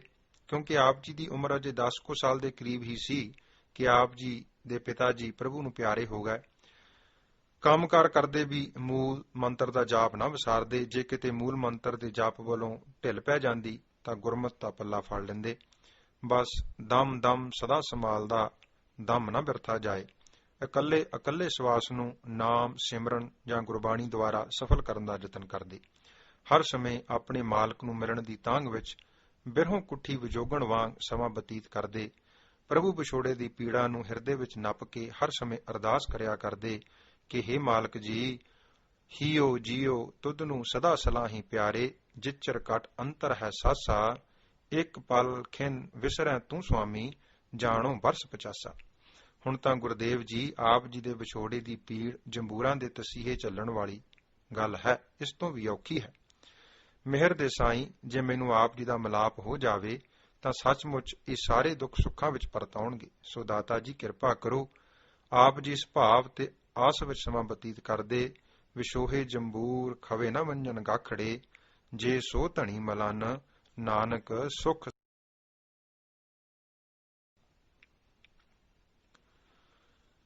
ਬਾਬਾ ਜੀ ਦੱਸਿਆ ਕਰਦੇ ਸਨ ਕਿ ਆਪ ਉਦਾਸੀ ਸਾਧੂ ਦੀ ਸੇਵਾ ਕਰਦੇ ਸਨ। ਤਦ ਉਹਨਾਂ ਨੇ ਸੁਤੇ ਸਿੱਧ ਬਚਨ ਕੀਤਾ ਕਿ ਜਦੋਂ ਮਨੁੱਖ ਜਵਾਨੀ ਵਿੱਚ ਪੈਰ ਧਰੇ ਤਾਂ ਉਸ ਨੂੰ ਆਪਣੀ ਨਿਗਾਹ ਨੀਵੀਂ ਕਰ ਲੈਣੀ ਚਾਹੀਦੀ ਹੈ। ਜੋ ਆਪਣੀ ਦ੍ਰਿਸ਼ਟੀ ਨੂੰ ਨੀਵਾਂ ਨਹੀਂ ਕਰਦਾ, ਕਿਸੇ ਨਾ ਕਿਸੇ ਸਮੇਂ ਧੋਖਾ ਖਾ ਜਾਂਦਾ ਹੈ। ਸੰਤਾਂ ਦੇ ਇਹ ਬਚਨ ਮਨ ਵਿੱਚ ਘਰ ਕਰ ਗਏ। ਜਦੋਂ ਆਪ ਵਾਪਸ ਘਰ ਜਾ ਰਹੇ ਸਨ, ਤਦ ਸਾਹਮਣੇ ਗਲੀ ਦੇ ਮੋੜ ਤੋਂ ਇੱਕ ਬੀਬੀ ਆ ਰਹੀ ਸੀ। ਉਸ ਨੇ ਆਪ ਜੀ ਵੱਲ ਤੱਕ ਕੇ ਘੁੰਡ ਕੱਢ ਲਿਆ। ਆਪ ਨੇ ਮਨ ਵਿੱਚ ਸੋਚਿਆ ਕਿ ਮੈਂ ਹੁਣ ਵੱਡਾ ਹੋ ਗਿਆ ਹਾਂ, ਕਿਉਂਕਿ ਇਸ ਨੇ ਮੈਨੂੰ ਵੱਡਾ ਜਾਣ ਕੇ ਪਰਦਾ ਕੀਤਾ ਹੈ ਨਾ। ਸੋ ਇਸ ਕਰਕੇ ਜਿਵੇਂ ਸੰਤਾਂ ਨੇ ਵੀ ਅੱਜ ਬਚਨ ਕੀਤਾ ਹੈ, ਸੋ ਮੈਨੂੰ ਸੱਚੀ ਮੁੱਚੀ ਆਪਣੀ ਨਿਗਾਹ ਨੀਵੀਂ ਰੱਖਣੀ ਚਾਹੀਦੀ ਹੈ। ਅਗਲੇ ਦਿਨ ਜਦੋਂ ਬਾਬਾ ਜੀ ਖੇਤਾਂ ਵੱਲ ਗਏ ਤਾਂ ਪਿੰਡ ਦੇ ਇੱਕ ਬਜ਼ੁਰਗ ਜੋ ਬੜੇ ਭਲੇ ਪੁਰਖ ਸਨ, ਉਹਨਾਂ ਨੇ ਬਾਬਾ ਜੀ ਨੂੰ ਆਵਾਜ਼ ਮਾਰੀ ਤੇ ਕੋਲ ਸੱਦ ਕੇ ਆਖਣ ਲੱਗੇ, ਹਰਨਾਮ ਸਿੰਘ, ਮੈਂ ਤੈਨੂੰ ਇੱਕ ਸਿੱਖਿਆ ਦੀ ਗੱਲ ਕਹਿਣੀ ਹੈ, ਗੁੱਸਾ ਨਾ ਕਰੀ। ਤਾਂ ਬਾਬਾ ਜੀ ਦੱਸਿਆ ਕਰਦੇ ਸਨ ਕਿ ਮੈਂ ਬੜੀ ਨਿਮਰਤਾ ਨਾਲ ਕਿਹਾ, ਬਾਪੂ ਜੀ, ਜੀ ਸਦਕੇ ਕਹੋ, ਤੁਸੀਂ ਮੇਰੇ ਭਲੇ ਦੀ ਹੀ ਗੱਲ ਕਹੋਗੇ ਨਾ। ਬਜ਼ੁਰਗਾਂ ਨੇ ਕਿਹਾ ਕਿ ਜਵਾਨੀ ਇੱਕ ਹੜ੍ਹ ਦੀ ਤਰ੍ਹਾਂ ਹੁੰਦੀ ਹੈ। ਜਿਸ ਤਰ੍ਹਾਂ ਹੜ੍ਹ ਦੇ ਪਾਣੀ ਵਿੱਚ ਜੇ ਇੱਕ ਵਾਰ ਮਨੁੱਖ ਦੇ ਪੈਰ ਚੱਕ ਹੋ ਜਾਣ ਨਾ, ਮੁੜ ਕੇ ਤੇ ਭਾਗਾਂ ਨਾਲ ਹੀ ਬਚਾਅ ਹੁੰਦਾ ਹੈ। ਤੁਸੀਂ ਜਵਾਨੀ ਦੀ ਅਵਸਥਾ ਵਿੱਚ ਵੀ ਬਹੁਤ ਧਾਰਮਿਕ ਰੁਚੀਆਂ ਵਾਲੇ ਹੋ। ਚੰਗੀ ਤਰ੍ਹਾਂ ਖਿਆਲ ਰੱਖਣਾ, ਕਿਸੇ ਵੱਲ ਉੱਚੀ ਅਤੇ ਮੰਦ ਨਿਗਾਹ ਨਾਲ ਨਾ ਵੇਖਣਾ। ਬਸ ਇਹ ਹੀ ਵਿਕਾਰਾਂ ਤੋਂ ਬਚਣ ਦਾ ਇੱਕ ਸਾਧਨ ਹੈ। ਬਜ਼ੁਰਗਾਂ ਦੀ ਇਸ ਗੱਲ ਨੇ ਸੋਨੇ ਉੱਪਰ ਸੁਹਾਗੇ ਦਾ ਕੰਮ ਕੀਤਾ। ਮਨ ਵਿੱਚ ਐਸੀ ਦ੍ਰਿੜਤਾ ਬਣੀ ਕਿ ਆਪ ਜੀ ਤਕਰੀਬਨ 34 ਸਾਲ ਘਰ ਵਿੱਚ ਵੀ ਰਹੇ ਤੇ ਨਗਰ ਵਿੱਚ ਵੀ ਕਿਸੇ ਬੀਬੀ ਵੱਲ ਵੀ ਉੱਚੀ ਅਤੇ ਮੰਦ ਨਿਗਾਹ ਨਾਲ ਨਹੀਂ ਵੇਖਿਆ। ਆਪ ਜੀ ਹਮੇਸ਼ਾ ਘਰ ਅਤੇ ਬਾਹਰ ਨੀਵੀਂ ਦ੍ਰਿਸ਼ਟੀ ਨਾਲ ਹੀ ਵਿਚਰਦੇ, ਜਿਸ ਸਦਕਾ ਆਪ ਜੀ ਦੀ ਬਿਰਤੀ ਵਿੱਚ ਕਦੇ ਵੀ ਮੰਦ ਵਾਸ਼ਨਾ ਉਤਪੰਨ ਹੀ ਨਹੀਂ ਹੋਈ। ਸਿਵਾਏ ਆਪਣੇ ਮਾਤਾ ਜੀ ਦੇ ਹੋਰ ਕਿਸੇ ਬੀਬੀ ਨਾਲ ਕੋਈ ਵਿਸ਼ੇਸ਼ ਗੱਲਬਾਤ ਨਾ ਕਰਦੇ। ਆਪ ਜੀ ਨੇ ਬਾਬਾ ਨਾਮਦੇਵ ਜੀ ਦੇ ਇਹ ਵਾਕ ਸਫਲ ਕੀਤੇ, ਪਰ ਧਨ ਪਰ ਦਾਰਾ ਪਰ ਹਰੀ, ਤਾਂ ਕੈ ਨਿਕਟ ਬਸੈ ਨਰ ਹਰੀ। ਤਥਾ ਸੁਖਮਨੀ ਸਾਹਿਬ ਦਾ ਹੁਕਮ, ਪਰ ਤ੍ਰਿਆ ਰੂਪ ਨਾ ਭੇਖੈ ਨੇਤਰ, ਸਾਧ ਕੀ ਟਹਿਲ ਸੰਤ ਸੰਗ ਹੇਤ ਨੂੰ ਜੀਵਨ ਦਾ ਆਧਾਰ ਬਣਾ ਕੇ ਆਪਣਾ ਜੀਵਨ ਜਵਾਨੀ ਵਿੱਚ ਵੀ ਬਸਰ ਕੀਤਾ, ਜਿਸ ਕਰਕੇ ਆਪ ਜੀ ਨੂੰ ਆਤਮਕ ਪ੍ਰਾਪਤੀਆਂ ਕਰਨ ਵਿੱਚ ਬਹੁਤੀ ਕਠਿਨਾਈ ਨਹੀਂ ਹੋਈ, ਕਿਉਂਕਿ ਆਪ ਜੀ ਦਾ ਵਿਸ਼ਵਾਸ ਸੀ ਕਿ ਮਨ ਨੂੰ ਬਾਹਰਮੁਖੀ ਕਰਨ ਵਿੱਚ ਅੱਖਾਂ ਦਾ ਬਹੁਤ ਵੱਡਾ ਹਿੱਸਾ ਹੈ। ਮਨੁੱਖ ਅੱਖਾਂ ਨਾਲ ਜੋ ਕੁਝ ਦਿਨੇ ਵੇਖਦਾ ਹੈ, ਉਸ ਵੇਖੇ ਹੋਏ ਦਾ ਪ੍ਰਭਾਵ ਮਨ ਉੱਤੇ ਪੈਂਦਾ ਹੈ। ਮਨ ਉਸ ਪ੍ਰਭਾਵ ਨੂੰ ਕਬੂਲ ਕੇ ਮੁੜ ਦਿਨੇ ਵੇਖੇ ਹੋਏ ਪਦਾਰਥਾਂ ਵੱਲ ਦੌੜਦਾ ਹੈ। ਜਿੰਨੀ ਵੀ ਬਾਹਰਮੁਖੀ ਦ੍ਰਿਸ਼ਟੀ ਨੂੰ ਆਪਾਂ ਸੰਕੋਚ ਲਵਾਂਗੇ, ਮਨ ਦੇ ਟਿਕਾਉਣ ਵਿੱਚ ਉਨੀ ਹੀ ਸੌਖ ਹੋਵੇਗੀ। ਜਿੰਨੀਆਂ ਵੀ ਆਤਮਿਕ ਪ੍ਰਾਪਤੀਆਂ ਹਨ, ਉਹ ਸਾਰੀਆਂ ਮਨ ਦੇ ਥਿਰ ਹੋਣ ਉਪਰੰਤ ਹੀ ਹੋਣੀਆਂ ਹਨ। ਮਨ ਨੂੰ ਥਿਰ ਕਰਨ ਲਈ ਦ੍ਰਿਸ਼ਟੀ ਨੂੰ ਅਤ ਜੱਦੀ ਪਿੰਡ ਧੁੱਗੇ ਤੋਂ ਸਰਗੋਧੇ ਜਾਣਾ ਤੇ ਉੱਥੇ ਨਿਤ ਦੀ ਕਿਰਿਆ। ਇਸ ਸਮੇਂ ਤੱਕ ਆਪ ਜੀ ਦੀ ਆਯੂ ਕਰੀਬਨ 21 ਸਾਲ ਦੀ ਹੋ ਚੁੱਕੀ ਸੀ। ਇਹਨਾਂ ਦਿਨਾਂ ਵਿੱਚ ਹੀ ਆਪ ਜੀ ਦੇ ਵੱਡੇ ਭਰਾਤਾ ਭਾਈ ਤਾਰਾ ਸਿੰਘ ਜੀ ਨੇ 119 ਚੱਕ, ਜੋ ਹੁਣ ਪਾਕਿਸਤਾਨ ਵਿੱਚ ਹੈ, ਉੱਥੇ ਜ਼ਮੀਨ ਖਰੀਦ ਲਈ, ਜਿਸ ਦੀ ਸਾਂਭ ਸੰਭਾਲ ਲਈ ਸਾਰਾ ਪਰਿਵਾਰ 119 ਚੱਕ ਸਰਗੋਧੇ ਵਿੱਚ ਚਲਾ ਗਿਆ। ਬਾਬਾ ਜੀ ਵੀ ਪਰਿਵਾਰ ਦੇ ਨਾਲ ਹੀ ਉੱਥੇ ਪਹੁੰਚ ਗਏ।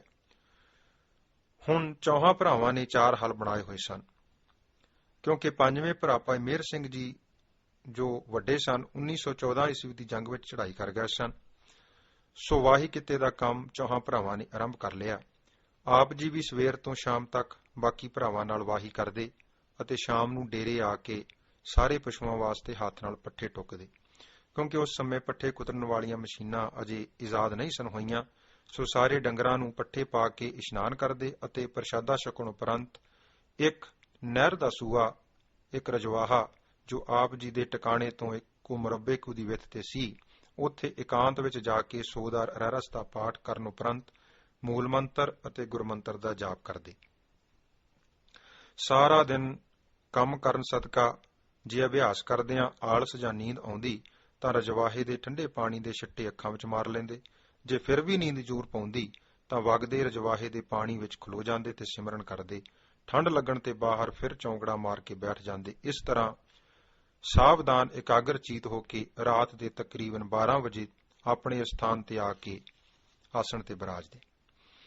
2.5-3 ਘੰਟੇ ਨੀਂਦ ਪੂਰੀ ਕਰਨ ਉਪਰੰਤ ਫਿਰ ਸਾਵਧਾਨ ਹੋ ਕੇ ਸ਼ੌਚ ਇਸ਼ਨਾਨ ਕਰਦੇ, ਨਿਤਨੇਮ ਕਰਦੇ, ਸੰਸਾਰਕ ਡਿਊਟੀ ਲਈ ਤਿਆਰ ਹੋ ਜਾਂਦੇ।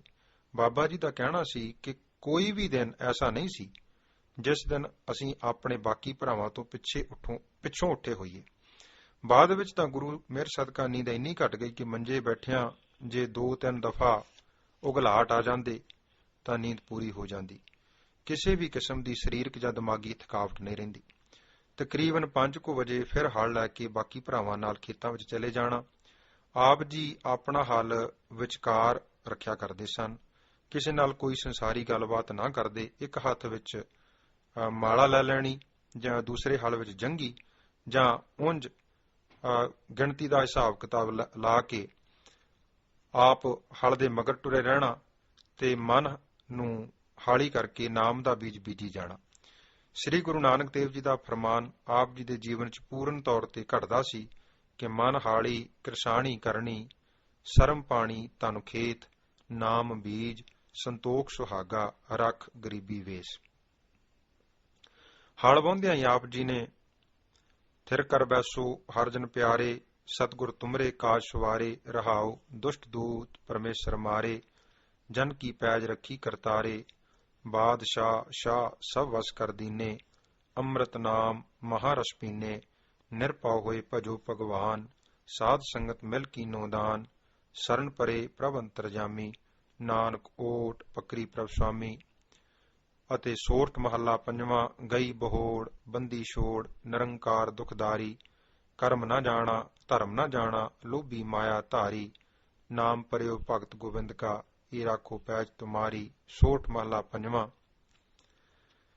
ਅਥਵਾ ਸ਼ਲੋਕ ਮਹੱਲਾ 4। ਵਡਭਾਗੀਆ ਸੁਹਾਗਣੀ, ਜਿਨ੍ਹਾਂ ਗੁਰਮੁਖ ਮਿਲਿਆ ਹਰ ਰਾਏ, ਅੰਤਰ ਜੋਤ ਪ੍ਰਗਾਸੀਆ ਨਾਨਕ ਨਾਮ ਸਮਾਏ, ਚਾਚਰੀ ਛੰਦ ਗੋਬਿੰਦੇ ਮੁਕੰਦੇ ਉਦਾਰੇ ਅਪਾਰੇ, ਹਰੀਅੰ ਕਰੀਅੰ ਨਿਰਨਾਮੇ ਅਕਾਮੇ।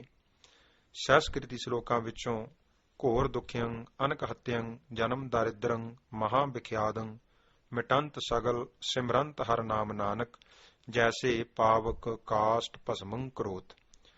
ਅਥਵਾ ਸਿਰ ਮਸਤਕ ਰੱਖਿਆ ਪਾਰ ਬ੍ਰਹਮੰ, ਹਸਤ ਕਾਇਆ ਰੱਖਿਆ ਪਰਮੇਸ਼ਵਰੈ, ਆਤਮ ਰੱਖਿਆ ਗੋਪਾਲ ਸੁਆਮੀ, ਧਨ ਚਰਨ ਰੱਖਿਆ ਜਗਦੀਸ਼ਵਰੈ, ਸਰਬ ਰੱਖਿਆ ਗੁਰਦਿਆਲੈ, ਭੈ ਦੂਖ ਬਿਨਾਸਨੇ, ਭਗਤ ਵਚਲ ਅਨਾਥ ਨਾਥੇ, ਸਾਰਣ ਨਾਨਕ ਪੁਰਖ ਅਚੁੱਤੈ। ਇਹਨਾਂ ਅਤੇ ਹੋਰ ਸ਼ਬਦਾਂ ਦੀ ਜਾਪ ਦੀਆਂ 32 ਮਾਲਾ ਕਰਨੀਆਂ ਆਰੰਭੀਆਂ। ਇੱਕ ਸ਼ਬਦ ਦਾ ਜਾਪ ਆਰੰਭ ਕਰ ਦੇਣਾ, ਹਰ ਰੋਜ਼ 32 ਮਾਲਾ ਕਰਨੀਆਂ। 40 ਦਿਨ ਬਾਅਦ ਉਸ ਦੀ ਅਰਦਾਸ ਕਰਕੇ ਉਸ ਜਾਂ ਹੋਰ ਸ਼ਬਦ ਦਾ ਜਾਪ ਆਰੰਭ ਕਰ ਦੇਣਾ। ਮੂਲ ਮੰਤਰ ਦਾ ਜਾਪ ਤਾਂ ਆਰੰਭ ਹੀ ਰੱਖਦੇ। ਮੂਲ ਮੰਤਰ ਨਾਨਕ ਹੋਸੀ ਵੀ ਸੱਚ ਤੱਕ ਕਰਿਆ ਕਰਦੇ ਸਨ। ਐਨੇ ਰੁਝੇਵੇਂ ਹੁੰਦਿਆਂ ਹੋਇਆਂ ਵੀ ਆਪ ਜੀ ਨੇ ਸ੍ਰੀ ਗੁਰੂ ਗ੍ਰੰਥ ਸਾਹਿਬ ਜੀ ਦੀ ਸੰਥਿਆ ਲੈਣ ਲਈ ਵੀ ਸਮਾਂ ਕੱਢਿਆ। ਉਧਰ ਤੀਚੱਕ ਵਿੱਚ ਹੀ ਭਾਈ ਹਰਦਿੱਤ ਸਿੰਘ ਜੀ ਰਿਹਾ ਕਰਦੇ ਸਨ, ਜੋ ਗੁਰੂ ਘਰ ਦੇ ਬਹੁਤ ਸ਼ਰਧਾਲੂ ਤੇ ਗੁਰਬਾਣੀ ਦਾ ਬੋਧ ਰੱਖਣ ਵਾਲੇ ਗੁਰਮੁਖ ਸਨ। ਉਹਨਾਂ ਪਾਸ ਚੱਲ ਕੇ ਜਾਣਾ ਤੇ ਸੰਥਿਆ ਲੈਣੀ। ਇਸ ਤਰ੍ਹਾਂ ਸ੍ਰੀ ਗੁਰੂ ਗ੍ਰੰਥ ਸਾਹਿਬ ਜੀ ਦੀ ਸੰਥਿਆ ਵੀ ਲਈ। ਸ੍ਰੀ ਸੁਖਮਨੀ ਸਾਹਿਬ, ਆਸਾ ਜੀ ਦੀ ਵਾਰ ਬਾਣੀਆਂ ਵੀ ਇਸੇ ਸਮੇਂ ਰਸਤੇ ਵਿੱਚ ਆਉਂਦਿਆਂ ਜਾਂਦਿਆਂ ਗੁਟਕੇ ਤੋਂ ਦੇਖ ਕੇ ਜ਼ਬਾਨੀ ਯਾਦ ਕਰ ਲਈਆਂ ਅਤੇ ਇਹਨਾਂ ਨੂੰ ਰੋਜ਼ਾਨਾ ਦੇ ਨਿਤਨੇਮ ਵਿੱਚ ਸ਼ਾਮਲ ਕਰ ਲਿਆ। ਸ਼ਾਮ ਨੂੰ ਆਪਣੇ ਛੋਟੇ ਭਰਾਤਾ ਭਾਈ ਠਾਕੁਰ ਸਿੰਘ ਜੀ ਪਾਸੋਂ ਗੁਰਮਤਿ ਦੇ ਕਿਸੇ ਨਾ ਕਿਸੇ ਗ੍ਰੰਥ ਦੀ ਸਾਖੀ ਵੀ ਜ਼ਰੂਰ ਸੁਣਦੇ। ਇੱਕ ਗ੍ਰੰਥ ਸੰਪੂਰਨ ਹੋਣ ਪਿੱਛੋਂ ਦੂਸਰਾ ਆਰੰਭ ਕਰ ਦਿੰਦੇ। ਇਸ ਤਰ੍ਹਾਂ ਜਿੱਥੇ ਆਪ ਜੀ ਗੁਰਬਾਣੀ ਦੀ ਅਤੇ ਗੁਰਮੁਖਾਂ ਦੀ ਸੰਗਤ ਤੋਂ ਲਾਹਾ ਲੈਂਦੇ, ਉੱਥੇ ਨਾਲ-ਨਾਲ ਧਾਰਮਿਕ ਗ੍ਰੰਥਾਂ ਦੀ ਸੰਗਤ ਕਰਕੇ ਹੋਰ ਆਤਮਿਕ ਲਾਭ ਵੀ ਪ੍ਰਾਪਤ ਕਰਦੇ। ਇਸ ਪ੍ਰਕਾਰ ਇਸੇ ਨਿਯਮ ਨੂੰ ਜਾਰੀ ਰੱਖਦਿਆਂ ਕਾਫੀ ਸਮਾਂ ਊਠਤ ਬੈਠਤ ਹਰ ਹਰ ਧਿਆਈਐ, ਅਨਦਿਨ ਸੁਕਿਰਤ ਕਰੀਐ ਅਨੁਸਾਰ ਬੀਤਿਆ।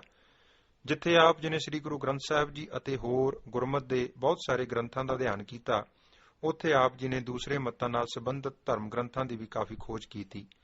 ਆਪ ਜੀ ਦੇ ਇਸ ਅਧਿਐਨ ਦਾ ਸਿੱਟਾ ਇਹ ਸੀ ਕਿ ਭਾਵੇਂ ਸਾਰੇ ਧਰਮ ਗ੍ਰੰਥ ਆਪੋ ਆਪਣੀ ਥਾਂ ਸਤਿਕਾਰਯੋਗ ਹਨ, ਪਰ ਜੋ ਸਤਿਗੁਰਾਂ ਨੇ ਸ੍ਰੀ ਗੁਰੂ ਗ੍ਰੰਥ ਸਾਹਿਬ ਜੀ ਵਿੱਚ ਬ੍ਰਹਮ ਗਿਆਨ ਦਾ ਖਜ਼ਾਨਾ ਧਰਿਆ ਹੈ ਅਤੇ ਇਸ ਵਿੱਚ ਪਰਮੇਸ਼ਰ ਪ੍ਰਾਪਤੀ ਦਾ ਸੁਖੈਨ ਰਸਤਾ ਦੱਸਣਾ ਕੀਤਾ ਹੈ, ਜਗਿਆਸੂ ਦੇ ਹਰ ਸ਼ੰਕੇ ਦਾ ਉੱਤਰ ਬਹੁਤ ਹੀ ਸਰਲ ਤਰੀਕੇ ਨਾਲ ਦਿੱਤਾ ਹੈ। ਦੁਨੀਆ ਦਾ ਕੋਈ ਵੀ ਧਰਮ ਗ੍ਰੰਥ ਸਤਿਗੁਰੂ ਸ੍ਰੀ ਗੁਰੂ ਗ੍ਰੰਥ ਸਾਹਿਬ ਜੀ ਦੀ ਬਰਾਬਰੀ ਨਹੀਂ ਕਰ ਸਕਦਾ। ਇਸ ਵਾਸਤੇ ਆਪਾਂ ਸਾਰਿਆਂ ਨੂੰ ਸ੍ਰੀ ਗੁਰੂ ਗ੍ਰੰਥ ਸਾਹਿਬ ਜੀ ਵਿੱਚ ਦਰਸਾਏ ਮਾਰਗ ਦੇ ਧਾਰਨੀ ਬਣਨਾ, ਰਜਵਾਹੇ ਕੰਢੇ ਬੈਠਿਆਂ ਜ਼ਹਿਰੀਲੇ ਸੱਪ ਦਾ ਆਉਣਾ ਅਤੇ ਸ੍ਰੀ ਗੁਰੂ ਨਾਨਕ ਦੇਵ ਸਾਹਿਬ ਜੀ ਦੇ ਪ੍ਰਤੱਖ ਦਰਸ਼ਨ ਹੋਣੇ। ਹਰ ਰੋਜ਼ ਦੀ ਤਰ੍ਹਾਂ ਰਜਵਾਹੇ ਦੇ ਕੰਢੇ ਬੈਠੇ ਆਪ ਜੀ ਪ੍ਰਭੂ ਸਿਮਰਨ ਵਿੱਚ ਲੀਨ ਸਨ ਕਿ ਥੋੜੀ ਦੂਰ ਤੋਂ ਸੁੱਕੇ ਪੱਤਿਆਂ ਦਾ ਖੁਰਾਕ ਸੁਣਾਈ ਦਿੱਤਾ। ਚੰਦ ਦੀ ਚਾਨਣੀ ਸੀ। ਕੀ ਦੇਖਿਆ ਕਿ ਇੱਕ ਭੂਰੇ ਪੀਲੇ ਰੰਗ ਦਾ ਕੋਈ 2 ਫੁੱਟ ਲੰਬਾ ਸੱਪ, ਜੋ ਅੱਧਾ ਖੜਾ ਹੋ ਕੇ ਤੁਰਦਾ ਸੀ, ਥੋੜੀ ਦੂਰ ਤੁਰ ਕੇ 2-2.5 ਫੁੱਟ ਛਾਲ ਮਾਰ ਕੇ ਅੱਗੇ ਵਧਦਾ ਆਪ ਜੀ ਵੱਲ ਆ ਰਿਹਾ ਸੀ। ਦੇਖਦਿਆਂ ਦੇਖਦਿਆਂ ਉਸਨੇ 4 ਵਾਰ ਛਾਲ ਮਾਰੀ। ਆਪ ਜੀ ਨੇ ਦੱਸਿਆ ਕਿ ਸਾਡੇ ਮਨ ਵਿੱਚ ਸੋਚ ਫੁਰੀ ਕਿ ਸੱਪ ਨੇ ਜੇ ਹੁਣ ਛਾਲ ਮਾਰੀ ਤਾਂ ਉਹ ਸਿੱਧੀ ਸਾਡੇ ਉੱਪਰ ਮਾਰੇਗਾ। ਉਸ ਵੇਲੇ ਮਨ ਵਿੱਚ ਘਬਰਾਹਟ ਦੀ ਥਾਂ ਵਿਚਾਰ ਆਈ ਕਿ ਇਸ ਸੱਪ ਵਿੱਚ ਵੀ ਤਾਂ ਪਰਮੇਸ਼ਰ ਹੀ ਵਸਦਾ ਹੈ ਨਾ। ਸ਼ਾਇਦ ਗੁਰੂ ਮਹਾਰਾਜ ਜੀ ਨੇ ਇਹ ਪਰਖਣ ਵਾਸਤੇ ਹੀ ਇਸ ਨੂੰ ਭੇਜਿਆ ਹੈ ਕਿ ਹਰਨਾਮ ਸਿੰਘ ਨੂੰ ਸਰੀਰ ਨਾਲ ਕਿੰਨਾ ਕੁ ਮੋਹ ਹੈ। ਮਨ ਇੱਕਦਮ ਅਡੋਲ ਹੋ ਗਿਆ। ਸੱਚਮੁੱਚ ਜਦੋਂ ਉਸ ਸੱਪ ਨੇ ਅਖੀਰਲੀ ਛਾਲ ਮਾਰੀ ਤਾਂ ਨੇੜੇ ਹੀ ਜੋ ਪੈਰਾਂ ਤੋਂ ਜੋੜਾ ਲਾ ਕੇ ਰੱਖਿਆ ਸੀ ਉਸ ਉੱਪਰ ਡਿੱਗਿਆ ਅਤੇ ਜੋੜੇ ਉੱਪਰ ਲੰਮਾ ਪੈ ਗਿਆ। ਆਪ ਦੇ ਦੇਖਦਿਆਂ ਦੇਖਦਿਆਂ ਉਸ ਸੱਪ ਨੇ, ਜੋ ਉਸ ਇਲਾਕੇ ਵਿੱਚ ਬਹੁਤ ਜ਼ਹਿਰੀਲਾ ਮੰਨਿਆ ਜਾਂਦਾ ਸੀ, ਜ਼ਮੀਨ ਉੱਪਰ ਸਿਰੀ ਲਾ ਕੇ ਬਾਬਾ ਜੀ ਦੇ ਕਥਨ ਅਨੁਸਾਰ ਉਹਨਾਂ ਦੇ ਚਾਰੇ ਪਾਸੇ ਪ੍ਰਕਰਮਾ ਕਰਨ ਵਾਂਗ ਫੇਰੀ ਦਿੱਤੀ ਤੇ ਜਿਸ ਪਾਸੇ ਵੱਲੋਂ ਆਇਆ ਸੀ ਉਸੇ ਪਾਸੇ ਛੜੱਪੇ ਮਾਰਦਾ ਤੁਰ ਗਿਆ। ਇਹ ਕੌਤਕ ਦੇਖ ਕੇ ਬਾਬਾ ਜੀ ਦਾ ਮਨ ਗੁਰੂ ਸ਼ੁਕਰਾਨੇ ਵਿੱਚ ਦਰਵ ਗਿਆ ਅਤੇ ਸਤਿਗੁਰੂ ਜੀ ਦੇ ਧੰਨਵਾਦ ਵਿੱਚ ਰੋਮ ਗਦ-ਗਦ ਹੋ ਗਿਆ ਕਿ ਧੰਨ ਹਨ ਸਤਿਗੁਰੂ ਜੀ, ਜੋ ਅਜਿਹੇ ਜ਼ਹਿਰੀਲੇ ਜੀਵਾਂ ਦੇ ਮਨ ਵਿੱਚ ਵਸ ਕੇ ਆਪਣੇ ਪਿਆਰਿਆਂ ਦੀ ਰੱਖਿਆ ਕਰਦੇ ਹਨ। ਮਨ ਸਤਿਗੁਰੂ ਜੀ ਦੇ ਸ਼ੁਕਰਾਨੇ ਵਿੱਚ ਭਿੱਜਾ ਪਿਆ ਸੀ ਤੇ ਅੰਦਰ ਸਿਮਰਨ ਦੀ ਰੌਂ ਆਪਣੇ ਪੂਰੇ ਜੋਬਨ ਵਿੱਚ ਚੱਲ ਰਹੀ ਸੀ। ਥੋੜੇ ਚਿਰ ਵਿੱਚ ਹੀ ਇੰਜ ਮਹਿਸੂਸ ਹੋਇਆ ਕਿ ਸਾਰੇ ਪਾਸੇ ਪ੍ਰਕਾਸ਼ ਹੀ ਪ੍ਰਕਾਸ਼ ਹੋ ਗਿਆ ਹੈ। ਐਨਾ ਰਸ ਅਤੇ ਸ਼ਾਂਤੀ ਆਤਮਾ ਮਾਣ ਰਹੀ ਸੀ ਜੋ ਦੱਸੀ ਨਹੀਂ ਜਾ ਸਕਦੀ। ਆਪ ਜੀ ਇਸੇ ਪ੍ਰਕਾਸ਼ ਵਿੱਚ ਹੀ ਧਿਆਨ ਲੀਨ ਸਨ ਅਤੇ ਸਿਮਰਨ ਹੋ ਰਿਹਾ ਸੀ। ਪ੍ਰਕਾਸ਼ ਹੋਰ ਵਧਿਆ। ਧੰਨ ਸਤਿਗੁਰੂ ਸ੍ਰੀ ਗੁਰੂ ਨਾਨਕ ਦੇਵ ਸਾਹਿਬ ਜੀ ਨੇ ਮਿਹਰਾਂ ਕੀਤੀਆਂ, ਆਪਣੇ ਪ੍ਰਤੱਖ ਦਰਸ਼ਨ ਬਖਸ਼ਿਸ਼ ਕੀਤੇ ਅਤੇ ਆਪਣਾ ਪਵਿੱਤਰ ਹੱਥ ਬਾਬਾ ਜੀ ਦੇ ਸਿਰ ਉੱਪਰ ਰੱਖਿਆ। ਹੁਣ ਇੰਜ ਮਹਿਸੂਸ ਹੁੰਦਾ ਸੀ ਕਿ ਸਤਿਗੁਰੂ ਜੀ ਅੰਦਰ ਵੀ ਹਨ ਤੇ ਬਾਹਰ ਵੀ ਪ੍ਰਤੱਖ ਰੂਪ ਵਿੱਚ ਦਰਸ਼ਨ ਦੇ ਰਹੇ ਨੇ ਅਤੇ ਮਿਹਰ ਕਰਕੇ ਆਪਣਾ ਹੱਥ ਸਿਰ ਉੱਪਰ ਰੱਖਿਆ ਹੋਇਆ ਹੈ। ਬਸ ਫੇਰ ਕੀ ਸੀ, ਸਤਿਗੁਰ ਸੂਰਮੇ ਨੇ ਹੁਣ ਤਾਂ ਰਹਿੰਦੇ ਭਰਮਾਂ ਦੇ ਛੌੜ ਵੀ ਕੱਟ ਦਿੱਤੇ। ਬਸ ਆਨੰਦ ਹੀ ਆਨੰਦ, ਖੇੜਾ ਹੀ ਖੇੜਾ ਅਤੇ ਖੁਸ਼ੀ ਦਾ ਕੋਈ ਪਰਾਵਾਰ ਨਹੀਂ ਸੀ।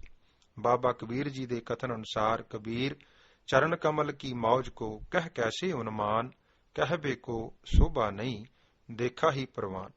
ਉਸ ਆਨੰਦ ਨੂੰ ਦੱਸਿਆ ਨਹੀਂ ਜਾ ਸਕਦਾ, ਕੇਵਲ ਤੇ ਕੇਵਲ ਮਾਣਿਆ ਹੀ ਜਾ ਸਕਦਾ ਹੈ, ਅਨੁਭਵ ਹੀ ਕੀਤਾ ਜਾ ਸਕਦਾ ਹੈ। ਕਹੋ ਕਬੀਰ ਗੂੰਗੇ ਗੁੜ ਖਾਇਆ, ਪੂਛੇ ਤੇ ਕਿਆ ਕਹੀਏ। ਕਬੀਰ ਦੇਖ ਕਹਿ ਕੇ ਕਹੋ, ਕਹੇ ਨਾ ਕੋ ਪਤੀ ਆਏ, ਹਰ ਜੈਸਾ ਤੈਸਾ ਉਹੀ ਰਹੋ ਹਰਖ ਗੁਣ ਗਾਏ। ਇਸੇ ਆਨੰਦੀ ਮੌਜ ਵਿੱਚ ਪਤਾ ਨਹੀਂ ਕਦੋਂ ਸਤਿਗੁਰੂ ਜੀ ਦੇ ਦਰਸ਼ਨ ਅਲੋਪ ਹੋ ਗਏ। ਪਤਾ ਉਦੋਂ ਲੱਗਾ ਜਦੋਂ ਤੜਕਸਾਰ ਰੇਲ ਗੱਡੀ ਲੰਘੀ। ਉਸ ਦੇ ਖੁਰਾਕ ਨੇ ਸੁਰਤ ਨੂੰ ਬਾਹਰ ਮੁਖੀ ਕੀਤਾ, ਪਰ ਠੰਡ, ਸਵਾਦ, ਰਸ ਅਤੇ ਪ੍ਰਕਾਸ਼ ਉਸੇ ਹੀ ਤਰ੍ਹਾਂ ਰਿਹਾ। ਇਸੇ ਆਨੰਦ ਨੂੰ ਹੋਰ ਮਾਣਿਆ। ਬਹੁਤੀ ਧੁੱਪ ਹੋਣ ਤੇ ਤਕਰੀਬਨ 11 ਕੁ ਵਜੇ ਵਾਪਸ ਆਪਣੇ ਟਿਕਾਣੇ ਪੁੱਜੇ। ਥੋੜਾ ਜਲ ਪਾਣੀ ਛਕਿਆ, ਫਿਰ ਉਸੇ ਜਗ੍ਹਾ ਆ ਕੇ ਆਪਣੇ ਨਿਯਮ ਅਨੁਸਾਰ ਪ੍ਰਭੂ ਚਰਨਾਂ ਵਿੱਚ ਸੁਰਤ ਜੋੜਨ ਦਾ ਯਤਨ ਕੀਤਾ। ਰਸ ਤਾਂ ਸੀ, ਸਿਮਰਨ ਵੀ ਚੱਲਦਾ ਸੀ, ਪਰ ਜੋ ਸਤਿਗੁਰੂ ਜੀ ਨੇ ਪਿਛਲੇਰੀ ਰਾਤ ਬਖਸ਼ਿਸ਼ਾਂ ਕੀਤੀਆਂ, ਉਹਨਾਂ ਵਿੱਚ ਥੋੜਾ ਜਿਹਾ ਫਰਕ ਜ਼ਰੂਰ ਸੀ। ਲੇਕਿਨ ਸਤਿਗੁਰੂ ਜੀ ਨਾਲ ਹਾਜ਼ਰ ਨਾਜ਼ਰ ਭਾਸਦੇ ਸਨ। ਅੰਦਰ ਅਤੇ ਬਾਹਰ ਪ੍ਰਕਾਸ਼ ਪ੍ਰਕਾਸ਼ ਸੀ। ਰਾਤ ਦਾ ਸਮਾਂ ਹੋਇਆ। ਰਾਤ ਦੇ ਘੁੱਪ ਹਨੇਰੇ ਵਿੱਚ ਵੀ ਉਹ ਪ੍ਰਕਾਸ਼ ਦਾ ਚਾਨਣ ਸੀ, ਜਿਵੇਂ ਕੋਈ ਸੂਰਜਾਂ ਦਾ ਪ੍ਰਕਾਸ਼ ਇਕੱਠਾ ਹੋਇਆ ਹੋਵੇ। ਇਸ ਬਾਹਰੀ ਪ੍ਰਕਾਸ਼ ਤੋਂ ਮਨ ਵਿੱਚ ਚਿੰਤਾ ਬਣ ਗਈ ਕਿ ਇਸ ਪ੍ਰਕਾਸ਼ ਨੂੰ ਵੇਖ ਕੇ ਕਿਤੇ ਲੋਕ ਮੇਰੀ ਮਨੌਤ ਹੀ ਨਾ ਕਰਨ ਲੱਗ ਪੈਣ ਤੇ ਮਨ ਵਿੱਚ ਮਤਾ ਮਾਣ ਹੀ ਪੈਦਾ ਹੋ ਜਾਵੇ, ਜਿਸ ਕਾਰਨ ਕਿਤੇ ਬਾਬਾ ਕਬੀਰ ਜੀ ਦਾ ਕਥਨ ਸਾਕਾਰ ਨਾ ਹੋ ਜਾਵੇ ਕਿ ਚਾਲੇ ਥੇ ਹਰ ਮਿਲਣ ਕਉ, ਬੀਚੇ ਅਟਕਿਓ ਚੀਤ। ਸੋ ਇਸ ਕਰਕੇ ਗੁਰੂ ਚਰਨਾਂ ਵਿੱਚ ਅਰਦਾਸ ਕੀਤੀ ਕਿ ਹੇ ਗਰੀਬ ਨਵਾਜ ਜੀ, ਕਿਰਪਾ ਕਰਕੇ ਇਹ ਜੋ ਬਾਹਰ ਮੁਖੀ ਪ੍ਰਕਾਸ਼ ਹੈ, ਇਸ ਨੂੰ ਸੰਕੋਚ ਲਵੋ, ਅੰਤਰ ਆਤਮੇ ਆਪਣੇ ਚਰਨਾਂ ਨਾਲ ਜੋੜੀ ਰੱਖੋ। ਸਤਿਗੁਰੂ ਜੀ ਨੇ ਕਿਰਪਾ ਕੀਤੀ। ਅਰਦਾਸ ਸੁਣਨ ਉਪਰੰਤ ਬਾਹਰਲਾ ਪ੍ਰਕਾਸ਼ ਸੰਕੋਚ ਕੇ ਅੰਦਰੂਨੀ ਬਖਸ਼ਿਸ਼ਾਂ ਨਿਰੰਤਰ। ਵੱਡੇ ਭਾਈ ਸਰਦਾਰ ਤਾਰਾ ਸਿੰਘ ਜੀ ਨੂੰ ਸੁਪਨੇ ਵਿੱਚ 10ਵੇਂ ਪਾਤਸ਼ਾਹ ਜੀ ਨੇ ਦਰਸ਼ਨ ਦੇਣੇ ਤੇ ਬਚਨ ਕਰਨਾ। ਬਾਬਾ ਜੀ ਦੱਸਦੇ ਹੁੰਦੇ ਸਨ ਕਿ ਪਹਿਲੇ ਵਾਂਗ ਹੀ ਉਹਨਾਂ ਨੇ ਭਰਾਵਾਂ ਨਾਲ ਕੰਮ ਵਿੱਚ ਪੂਰਾ ਸਾਥ ਦੇਣਾ ਅਤੇ ਅਧਿਆਤਮਕ ਪੰਥ ਦੀ ਪਹਿਲੀ ਘਾਲ ਨੂੰ ਹੀ ਨਿਰੰਤਰ ਜਾਰੀ ਰੱਖਿਆ। ਹੁਣ ਯਤਨ ਤੋਂ ਬਿਨਾਂ ਹੀ ਸਿਮਰਨ ਜਾਰੀ ਰਹਿੰਦਾ, ਕੋਈ ਉਚੇਚਾ ਉਪਰਾਲਾ ਕਰਨ ਦੀ ਲੋੜ ਨਾ ਪੈਂਦੀ। ਆਪਣੇ ਨੇਮ ਅਨੁਸਾਰ ਸਾਰਾ ਦਿਨ ਦਾ ਕਾਰ ਵਿਹਾਰ ਕਰਨਾ, ਸ਼ਾਮ ਦੇ ਕੰਮ ਤੋਂ ਵਿਹਲੇ ਹੋ ਕੇ ਉਸੇ ਰਜਵਾਹੇ ਦੇ ਕੰਢੇ ਬੈਠ ਕੇ ਨਾਮ ਦਾ ਇਲਾਹੀ ਰਸ ਬਾਬਾ ਜੀ ਮਾਣਦੇ ਰਹੇ। ਪਿਛਲੇਰੇ ਵਰਤਾਂਤ ਕੀਤੀ ਹੋਈ ਘਟਨਾ ਦੇ 15 ਕੁ ਦਿਨ ਪਿੱਛੋਂ ਸਾਡੇ ਵੱਡੇ ਭਾਈ ਸਰਦਾਰ ਤਾਰਾ ਸਿੰਘ ਜੀ ਨੂੰ 10ਵੇਂ ਪਾਤਸ਼ਾਹ ਨੇ ਸੁਪਨੇ ਵਿੱਚ ਦਰਸ਼ਨ ਦਿੱਤੇ ਤੇ ਕਿਹਾ ਕਿ ਭਾਈ ਹਰਨਾਮ ਸਿੰਘ ਨੂੰ ਤੁਸੀਂ ਹੁਣ ਕੰਮ ਤੋਂ ਵਿਹਲੇ ਕਰ ਦਿਓ। ਉਹਨਾਂ ਨੂੰ ਸਰੀਰਕ ਤੌਰ ਤੇ ਕਾਫੀ ਖੇਚਲ ਹੁੰਦੀ ਹੈ। ਉਹਨਾਂ ਦੇ ਜਿੰਮੇ ਕੋਈ ਹੋਰ ਡਿਊਟੀ ਲੱਗੀ ਹੈ ਜਿਸ ਨੂੰ ਉਹਨਾਂ ਨੇ ਸਾਕਾਰ ਕਰਨਾ ਹੈ। ਭਾਈ ਤਾਰਾ ਸਿੰਘ ਜੀ ਨੇ ਦਿਨ ਚੜ੍ਹਨ ਤੇ ਸਾਰੇ ਭਰਾਵਾਂ ਨੂੰ ਇਕੱਠੇ ਕਰਕੇ ਰਾਤ ਵਾਲੀ ਵਾਰਤਾ ਦੱਸੀ ਤੇ ਕਿਹਾ ਕਿ ਭਾਈ ਚਾਹੇ ਸੁਪਨਾ ਸਮਝ ਲਵੋ, ਚਾਹੇ ਪ੍ਰਤੱਖ ਸਮਝ ਲਵੋ, ਮੈਨੂੰ ਇਸ ਤਰ੍ਹਾਂ ਗੁਰੂ ਪਾਤਸ਼ਾਹ ਜੀ ਨੇ ਹੁਕਮ ਕੀਤਾ ਹੈ। ਮੇਰਾ ਮਨ ਤਾਂ ਪੂਰਨ ਯਕੀਨ ਵਿੱਚ ਹੈ ਤੇ ਸਾਨੂੰ ਗੁਰੂ ਮਹਾਰਾਜ ਜੀ ਦਾ ਹੁਕਮ ਸਮਝ ਕੇ ਇਸ ਬਚਨ ਨੂੰ ਮੰਨ ਲੈਣਾ ਚਾਹੀਦਾ ਹੈ। ਬਾਕੀ ਭਰਾਵਾਂ ਨੇ ਵੀ ਹਾਂ ਵਿੱਚ ਹਾਂ ਮਿਲਾਈ ਕਿ ਸੱਚਮੁੱਚ ਹੀ ਭਾਈ ਹਰਨਾਮ ਸਿੰਘ ਜੀ ਨੂੰ ਖੇਚਲ ਤਾਂ ਬਹੁਤ ਹੈ। ਸਾਰਾ ਦਿਨ ਸਾਡੇ ਨਾਲ ਬਰਾਬਰ ਦਾ ਕੰਮ ਕਰਦੇ ਹਨ, ਰਾਤ ਸਿਮਰਨ ਭਜਨ ਵਿੱਚ ਬਤੀਤ ਕਰਦੇ ਹਨ। ਸੋ ਸਾਰਿਆਂ ਨੇ ਫੈਸਲਾ ਕੀਤਾ ਤੇ ਆਪ ਜੀ ਨੂੰ ਕਹਿਣ ਲੱਗੇ ਕਿ ਤੁਸੀਂ ਹੁਣ ਆਪਣੀ ਮੌਜ ਨਾਲ ਜੋ ਕਰਨਾ ਚਾਹੋ ਕਰੋ, ਸਾਡੇ ਵੱਲੋਂ ਆਪ ਜੀ ਨੂੰ ਪੂਰਨ ਆਜ਼ਾਦੀ ਹੈ। ਬਾਬਾ ਜੀ ਨੇ ਸਾਰੇ ਭਰਾਵਾਂ ਨੂੰ ਕਿਹਾ ਕਿ ਕੰਮ ਜ਼ਿਆਦਾ ਹੈ, ਤੁਸੀਂ ਇਸ ਤਰ੍ਹਾਂ ਕਰੋ, ਕਿਸੇ ਨੌਕਰ ਦੀ ਟੋਲ ਭਾਲ ਕਰ ਲਵੋ, ਜਦੋਂ ਨੌਕਰ ਮਿਲ ਗਿਆ ਮੈਂ ਕੰਮ ਛੱਡ ਦਿਆਂਗਾ। ਸੋ ਥੋੜੇ ਹੀ ਦਿਨਾਂ ਵਿੱਚ ਇੱਕ ਚੰਗਾ ਪ੍ਰੇਮੀ ਨੌਕਰ ਮਿਲ ਗਿਆ, ਜਿਸ ਨੇ ਬਾਬਾ ਜੀ ਦੀ ਇੱਕ ਜਗ੍ਹਾ ਸਾਰਾ ਦੁਨਿਆਵੀ ਕਾਰੋਬਾਰ ਸੰਭਾਲ ਰਿਹਾ। ਹੁਣ ਉਸ ਕੰਮਕਾਰ ਦੇ ਸਮੇਂ ਜਦ ਆਪ ਖੇਤਾਂ ਵਿੱਚ ਕੰਮ ਕਰਨ ਜਾਂਦੇ, ਜਲ ਪਾਣੀ ਛਕ ਕੇ ਬਾਹਰ ਨਜ਼ਦੀਕ ਹੀ ਛੋਟੀਆਂ-ਛੋਟੀਆਂ ਪਹਾੜੀਆਂ ਸਨ, ਉੱਥੇ ਚਲੇ ਜਾਂਦੇ, ਨਾਮ ਸਿਮਰਨ ਦੇ ਉਲੀਕੇ ਨਿਯਮ ਨੂੰ ਪੂਰਾ ਕਰਕੇ ਦੁਪਹਿਰ ਨੂੰ ਘਰ ਆਉਂਦੇ, ਲੰਗਰ ਛਕ ਕੇ ਮੁੜ ਉਹਨਾਂ ਪਹਾੜੀਆਂ ਦੀ ਇਕਾਂਤ ਵਿੱਚ ਜਾ ਬਰਾਜਦੇ ਤੇ ਪ੍ਰਭੂ ਯਾਦ ਵਿੱਚ ਲੀਨ ਰਹਿੰਦੇ। ਰਾਤ 9-10 ਵਜੇ ਘਰ ਆ ਕੇ ਲੋੜ ਅਨੁਸਾਰ ਆਹਾਰ ਕਰਕੇ ਆਰਾਮ ਕਰਦੇ। ਤੜਕੇ 2 ਵਜੇ ਫਿਰ ਸਾਵਧਾਨ ਹੋ ਕੇ ਸੌਚ ਇਸ਼ਨਾਨ ਕਰ ਨਿਤਨੇਮ ਕਰਕੇ ਪਿੱਛੋਂ ਗੁਰੂ ਚਰਨਾਂ ਵਿੱਚ ਨਮਸਕਾਰ ਕਰਕੇ ਫਿਰ ਉਹਨਾਂ ਹੀ ਪਹਾੜੀਆਂ ਦੀ ਇਕਾਂਤ ਵਿੱਚ ਜਪੋ ਤਾਂ ਇੱਕੋ ਨਾਮਾ ਅਵਰ ਨਿਰਾਫਲ ਕਾਮਾਂ ਦੀ ਕਾਰ ਕਰਦੇ ਹੋਏ ਸੱਚੀ ਕਾਰ ਕਮਾਵਣੀ, ਸੱਚੇ ਨਾਲ ਪਿਆਰ ਦੇ ਪੂਰਨਿਆ। 10ਵੇਂ ਪਾਤਸ਼ਾਹ ਜੀ ਨੇ ਪ੍ਰਤੱਖ ਦਰਸ਼ਨ ਦੇਣੇ। ਪਰਿਵਾਰ ਨੇ ਫਸਲ ਦੀ ਰਾਖੀ ਕਰਨ ਵਾਸਤੇ ਅਤੇ ਵੇਲੇ ਕੁ ਠਹਿਰਨ ਲਈ ਖੇਤ ਵਿੱਚ ਹੀ ਇੱਕ ਛੋਟਾ ਜਿਹਾ ਕੋਠਾ ਬਣਾਇਆ ਹੋਇਆ ਸੀ। ਬਾਬਾ ਜੀ ਵੀ ਅਕਸਰ ਜਦੋਂ ਵਿਹਲ ਹੁੰਦਾ ਜਾਂ ਇਕਾਂਤ ਵਿੱਚ ਭਜਨ ਕਰਨਾ ਚਾਹੁੰਦੇ ਤਾਂ ਇਸ ਕੋਠੇ ਅੰਦਰ ਜਾ ਬਰਾਜਦੇ ਹੁੰਦੇ ਸਨ। ਬਾਬਾ ਜੀ ਨੇ ਦੱਸਿਆ ਕਿ ਜੇਠ ਦੇ ਮਹੀਨੇ ਵਿੱਚ ਕਾਫੀ ਜ਼ਿਆਦਾ ਗਰਮੀ ਪੈ ਰਹੀ ਸੀ। ਅਸੀਂ ਕਮਰੇ ਅੰਦਰ ਮੂਲ ਮੰਤਰ ਦਾ ਜਾਪ ਕਰ ਰਹੇ ਸਾਂ। ਬੂਹਾ ਖੁੱਲਿਆ। ਇੱਕ ਬੜੇ ਨੂਰਾਨੀ ਚਿਹਰੇ ਵਾਲਾ ਗੁਰਸਿੱਖ ਅੰਦਰ ਆਇਆ। ਅਸਾਂ ਦੋਹਾਂ ਨੇ ਸਤਿਗੁਰੂ ਜੀ ਦੀ ਬਖਸ਼ੀ ਫਤਿਹ ਨਾਲ ਸਾਂਝ ਕੀਤੀ। ਉਪਰੰਤ ਉਸ ਗੁਰਸਿੱਖ ਨੇ ਕਿਹਾ ਕਿ 10ਵੇਂ ਪਾਤਸ਼ਾਹ ਧੰਨ ਗੁਰੂ ਗੋਬਿੰਦ ਸਿੰਘ ਸਾਹਿਬ ਪਾਤਸ਼ਾਹ ਜੀ ਤੁਹਾਨੂੰ ਦਰਸ਼ਨ ਦੇਣ ਆ ਰਹੇ ਨੇ। ਮਨ ਵਿੱਚ ਬੜਾ ਚਾਅ ਪੈਦਾ ਹੋਇਆ। ਕਾਹਲੀ ਨਾਲ ਅਸੀਂ ਦੋਵੇਂ ਬੂਹੇ ਤੋਂ ਬਾਹਰ ਆ ਗਏ। ਪੱਛਮ ਦਿਸ਼ਾ ਵੱਲੋਂ ਥੋੜੀ ਦੂਰ ਕੀ ਦਿਸਿਆ ਕਿ ਸਤਿਗੁਰੂ ਜੀ ਘੋੜੇ ਤੇ ਸਵਾਰ ਹਨ ਤੇ ਨਾਲ 4 ਸਿੰਘ ਹੋਰ ਹਨ। ਸਤਿਗੁਰੂ ਜੀ ਨੇੜੇ ਆ ਗਏ। ਘੋੜਾ ਖੜਾ ਹੋਇਆ। ਬੜੀ ਨਿਮਰਤਾ ਸਹਿਤ ਬਾਬਾ ਜੀ ਨੇ ਸਤਿਗੁਰੂ ਜੀ ਦੇ ਚਰਨਾਂ ਤੇ ਜੋ ਰਕਾਬ ਵਿੱਚ ਸਨ ਨਮਸਕਾਰ ਕੀਤੀ। ਸਤਿਗੁਰੂ ਜੀ ਥੋੜਾ ਮੁਸਕਰਾਏ ਤੇ ਅਗਾਂਹ ਤੁਰ ਪਏ। ਥੋੜੀ ਦੂਰ ਹੀ ਗਏ ਕਿ ਦਰਸ਼ਨ ਅਲੋਪ ਹੋ ਗਏ। ਮਨ ਵਿੱਚ ਬੜੀ ਹੈਰਾਨੀ ਹੋਈ। ਉਹ ਗੁਰਸਿੱਖ ਜੋ ਗੁਰਦੇਵ ਜੀ ਦੇ ਆਉਣ ਦੀ ਖਬਰ ਬਾਬਾ ਜੀ ਨੂੰ ਦੇਣ ਆਇਆ ਸੀ, ਬਾਬਾ ਜੀ ਦੱਸਿਆ ਕਰਦੇ ਸਨ ਕਿ ਮੇਰੇ ਪਾਸ ਹੀ ਖੜਾ ਰਿਹਾ। ਉਸਨੇ ਕਿਹਾ, ਭਾਈ ਹਰਨਾਮ ਸਿੰਘ ਜੀ, ਤੁਹਾਨੂੰ ਤਾਂ ਬਹੁਤ ਖੁਸ਼ੀ ਹੋਣੀ ਚਾਹੀਦੀ ਸੀ, ਪਰ ਤੁਸੀਂ ਹੈਰਾਨ ਤੇ ਦਿਲਗੀਰ ਹੋ, ਕੀ ਕਾਰਨ ਹੈ?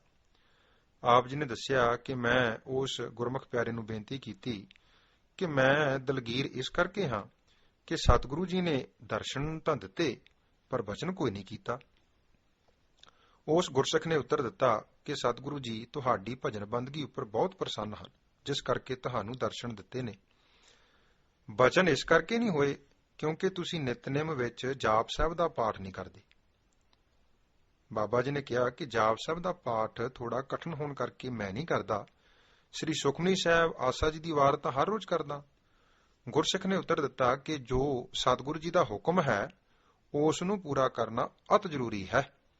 ਜੇ ਕੋਈ ਸਿੱਖ ਨਿਤਨੇਮ ਦੀ ਬਾਣੀ ਨੂੰ ਛੱਡ ਕੇ ਹੋਰ ਆਪਣੀ ਮਰਜ਼ੀ ਨਾਲ ਜਿੰਨੀ ਮਰਜ਼ੀ ਬਾਣੀ ਪੜ੍ਹੀ ਜਾਵੇ, ਗੁਰੂ ਸਾਹਿਬ ਜੀ ਦੀ ਉਸ ਤੇ ਪੂਰੀ ਖੁਸ਼ੀ ਨਹੀਂ ਹੁੰਦੀ। ਜੋ 5 ਪਿਆਰਿਆਂ ਦੁਆਰਾ ਦੱਸੇ ਸਤਿਗੁਰੂ ਦੇ ਹੁਕਮ ਨੂੰ ਪੂਰਾ ਕਰਕੇ ਫੇਰ ਹੋਰ ਭਜਨ ਸਿਮਰਨ ਕਰਦਾ ਹੈ ਜਾਂ ਬਾਣੀ ਪੜ੍ਹਦਾ ਹੈ, ਸਤਿਗੁਰੂ ਜੀ ਦੀ ਉਸ ਤੇ ਬੇਅੰਤ ਖੁਸ਼ੀ ਹੁੰਦੀ ਹੈ। ਜੋ ਹੁਕਮ ਮੰਨਣ ਵਿੱਚ ਢਿੱਲ ਕਰਦਾ ਹੈ, ਗੁਰੂ ਸਾਹਿਬ ਜੀ ਦੀ ਪੂਰਨ ਬਖਸ਼ਿਸ਼ ਤੋਂ ਵਾਂਝਿਆ ਰਹਿ ਜਾਂਦਾ ਹੈ। ਇਹੋ ਹੀ ਕਾਰਨ ਹੈ ਕਿ ਆਪ ਜੀ ਜਾਪ ਸਾਹਿਬ ਦਾ ਪਾਠ ਨਹੀਂ ਕਰਦੇ, ਜਿਸ ਕਰਕੇ ਸਤਿਗੁਰੂ ਜੀ ਨੇ ਕੋਈ ਬਚਨ ਨਹੀਂ ਕੀਤਾ।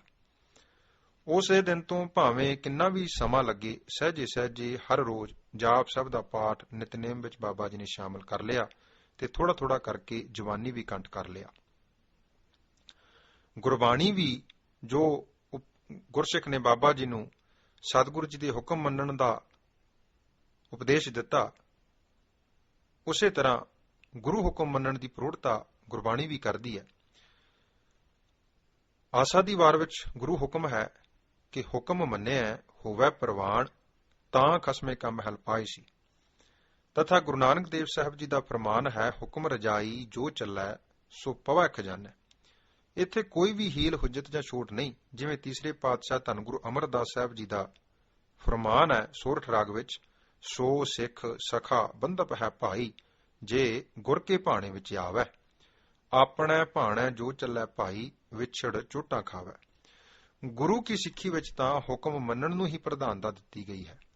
ਜੋ ਗੁਰੂ ਦਾ ਹੁਕਮ ਮੰਨਦਾ ਹੈ ਉਹ ਪ੍ਰਵਾਨ ਚੜ ਜਾਂਦਾ ਹੈ। ਸਿੱਖੀ ਹੈ ਹੀ ਹੁਕਮ ਮੰਨਣਾ। ਹੁਕਮ ਮੰਨੇ ਸੋ ਜਨ ਪ੍ਰਵਾਨ, ਅਤੇ ਗੁਰਮੁਖ ਹੁਕਮ ਮੰਨੇ ਸਹਿ ਕੇਰਾ, ਹੁਕਮੇ ਹੀ ਸੁਖ ਪਾਏ। ਹੁਕਮੋ ਸੇਵੇ ਹੁਕਮ ਅਰਾਧੇ, ਹੁਕਮੇ ਸਮੈ ਸਮਾਏ। ਜਿਵੇਂ ਬਾਬਾ ਲਹਿਣਾ ਜੀ ਨੇ ਸਤਿਗੁਰੂ ਨਾਨਕ ਦੇਵ ਜੀ ਦਾ ਹੁਕਮ ਮੰਨਿਆ। ਜੋ ਸਤਿਗੁਰਾਂ ਨੇ ਹੁਕਮ ਕੀਤਾ ਉਸ ਨੂੰ ਸਿਰ ਮੱਥੇ ਤੇ ਰੱਖ ਕੇ ਉਸ ਦੀ ਕਮਾਈ ਕਰ ਵਿਖਾਈ। ਹੁਕਮ ਮੰਨਣ ਦਾ ਸਦਕਾ ਸਤਿਗੁਰੂ ਗੁਰੂ ਨਾਨਕ ਪਾਤਸ਼ਾਹ ਜੀ ਨੇ ਬਾਬਾ ਲਹਿਣਾ ਜੀ ਵਿੱਚ ਆਪਣੀ ਜੋਤ ਧਰ ਕੇ ਬਾਬਾ ਲਹਿਣਾ ਜੀ ਤੋਂ ਗੁਰੂ ਅੰਗਦ ਦੇਵ ਸਾਹਿਬ ਬਣਾ ਦਿੱਤਾ। ਸਾਰੇ ਸਤਿਗੁਰਾਂ ਦਾ ਇਤਿਹਾਸ ਸਾਡੇ ਸਾਹਮਣੇ ਹੈ। ਜਿਨ੍ਹਾਂ ਨੇ ਵੀ ਹੁਕਮ ਮੰਨਿਆ ਉਹ ਪ੍ਰਵਾਨ ਚੜ ਗਏ। ਗੁਰੂ ਅਮਰਦਾਸ ਜੀ ਦੇ ਹੁਕਮ ਮੁਤਾਬਕ ਹੁਕਮ ਮੰਨੇ ਸੋਈ ਸੁਖ ਪਾਏ, ਹੁਕਮ ਸਿਰ ਸਾਹਾਂ ਪਾਤ ਸਾਹਾ ਹੈ। ਤਥਾ ਹੁਕਮ ਮੰਨੈ ਤਾਂ ਹਰ ਮਿਲੈ, ਤਾਂ ਵਿੱਚੋਂ ਹਉਮੈ ਜਾਏ। ਗੁਰਸਿੱਖਾਂ ਲਈ ਪੰਜਾਂ ਪਿਆਰਿਆਂ ਦੁਆਰਾ ਮਿਲਿਆ ਉਪਦੇਸ਼ ਗੁਰੂ ਹੁਕਮ ਹੈ। ਇਸ ਲਈ ਢਿੱਲ ਕੀਤਿਆਂ ਗੁਰੂ ਜੀ ਦੀ ਪੂਰਨ ਖੁਸ਼ੀ ਤੋਂ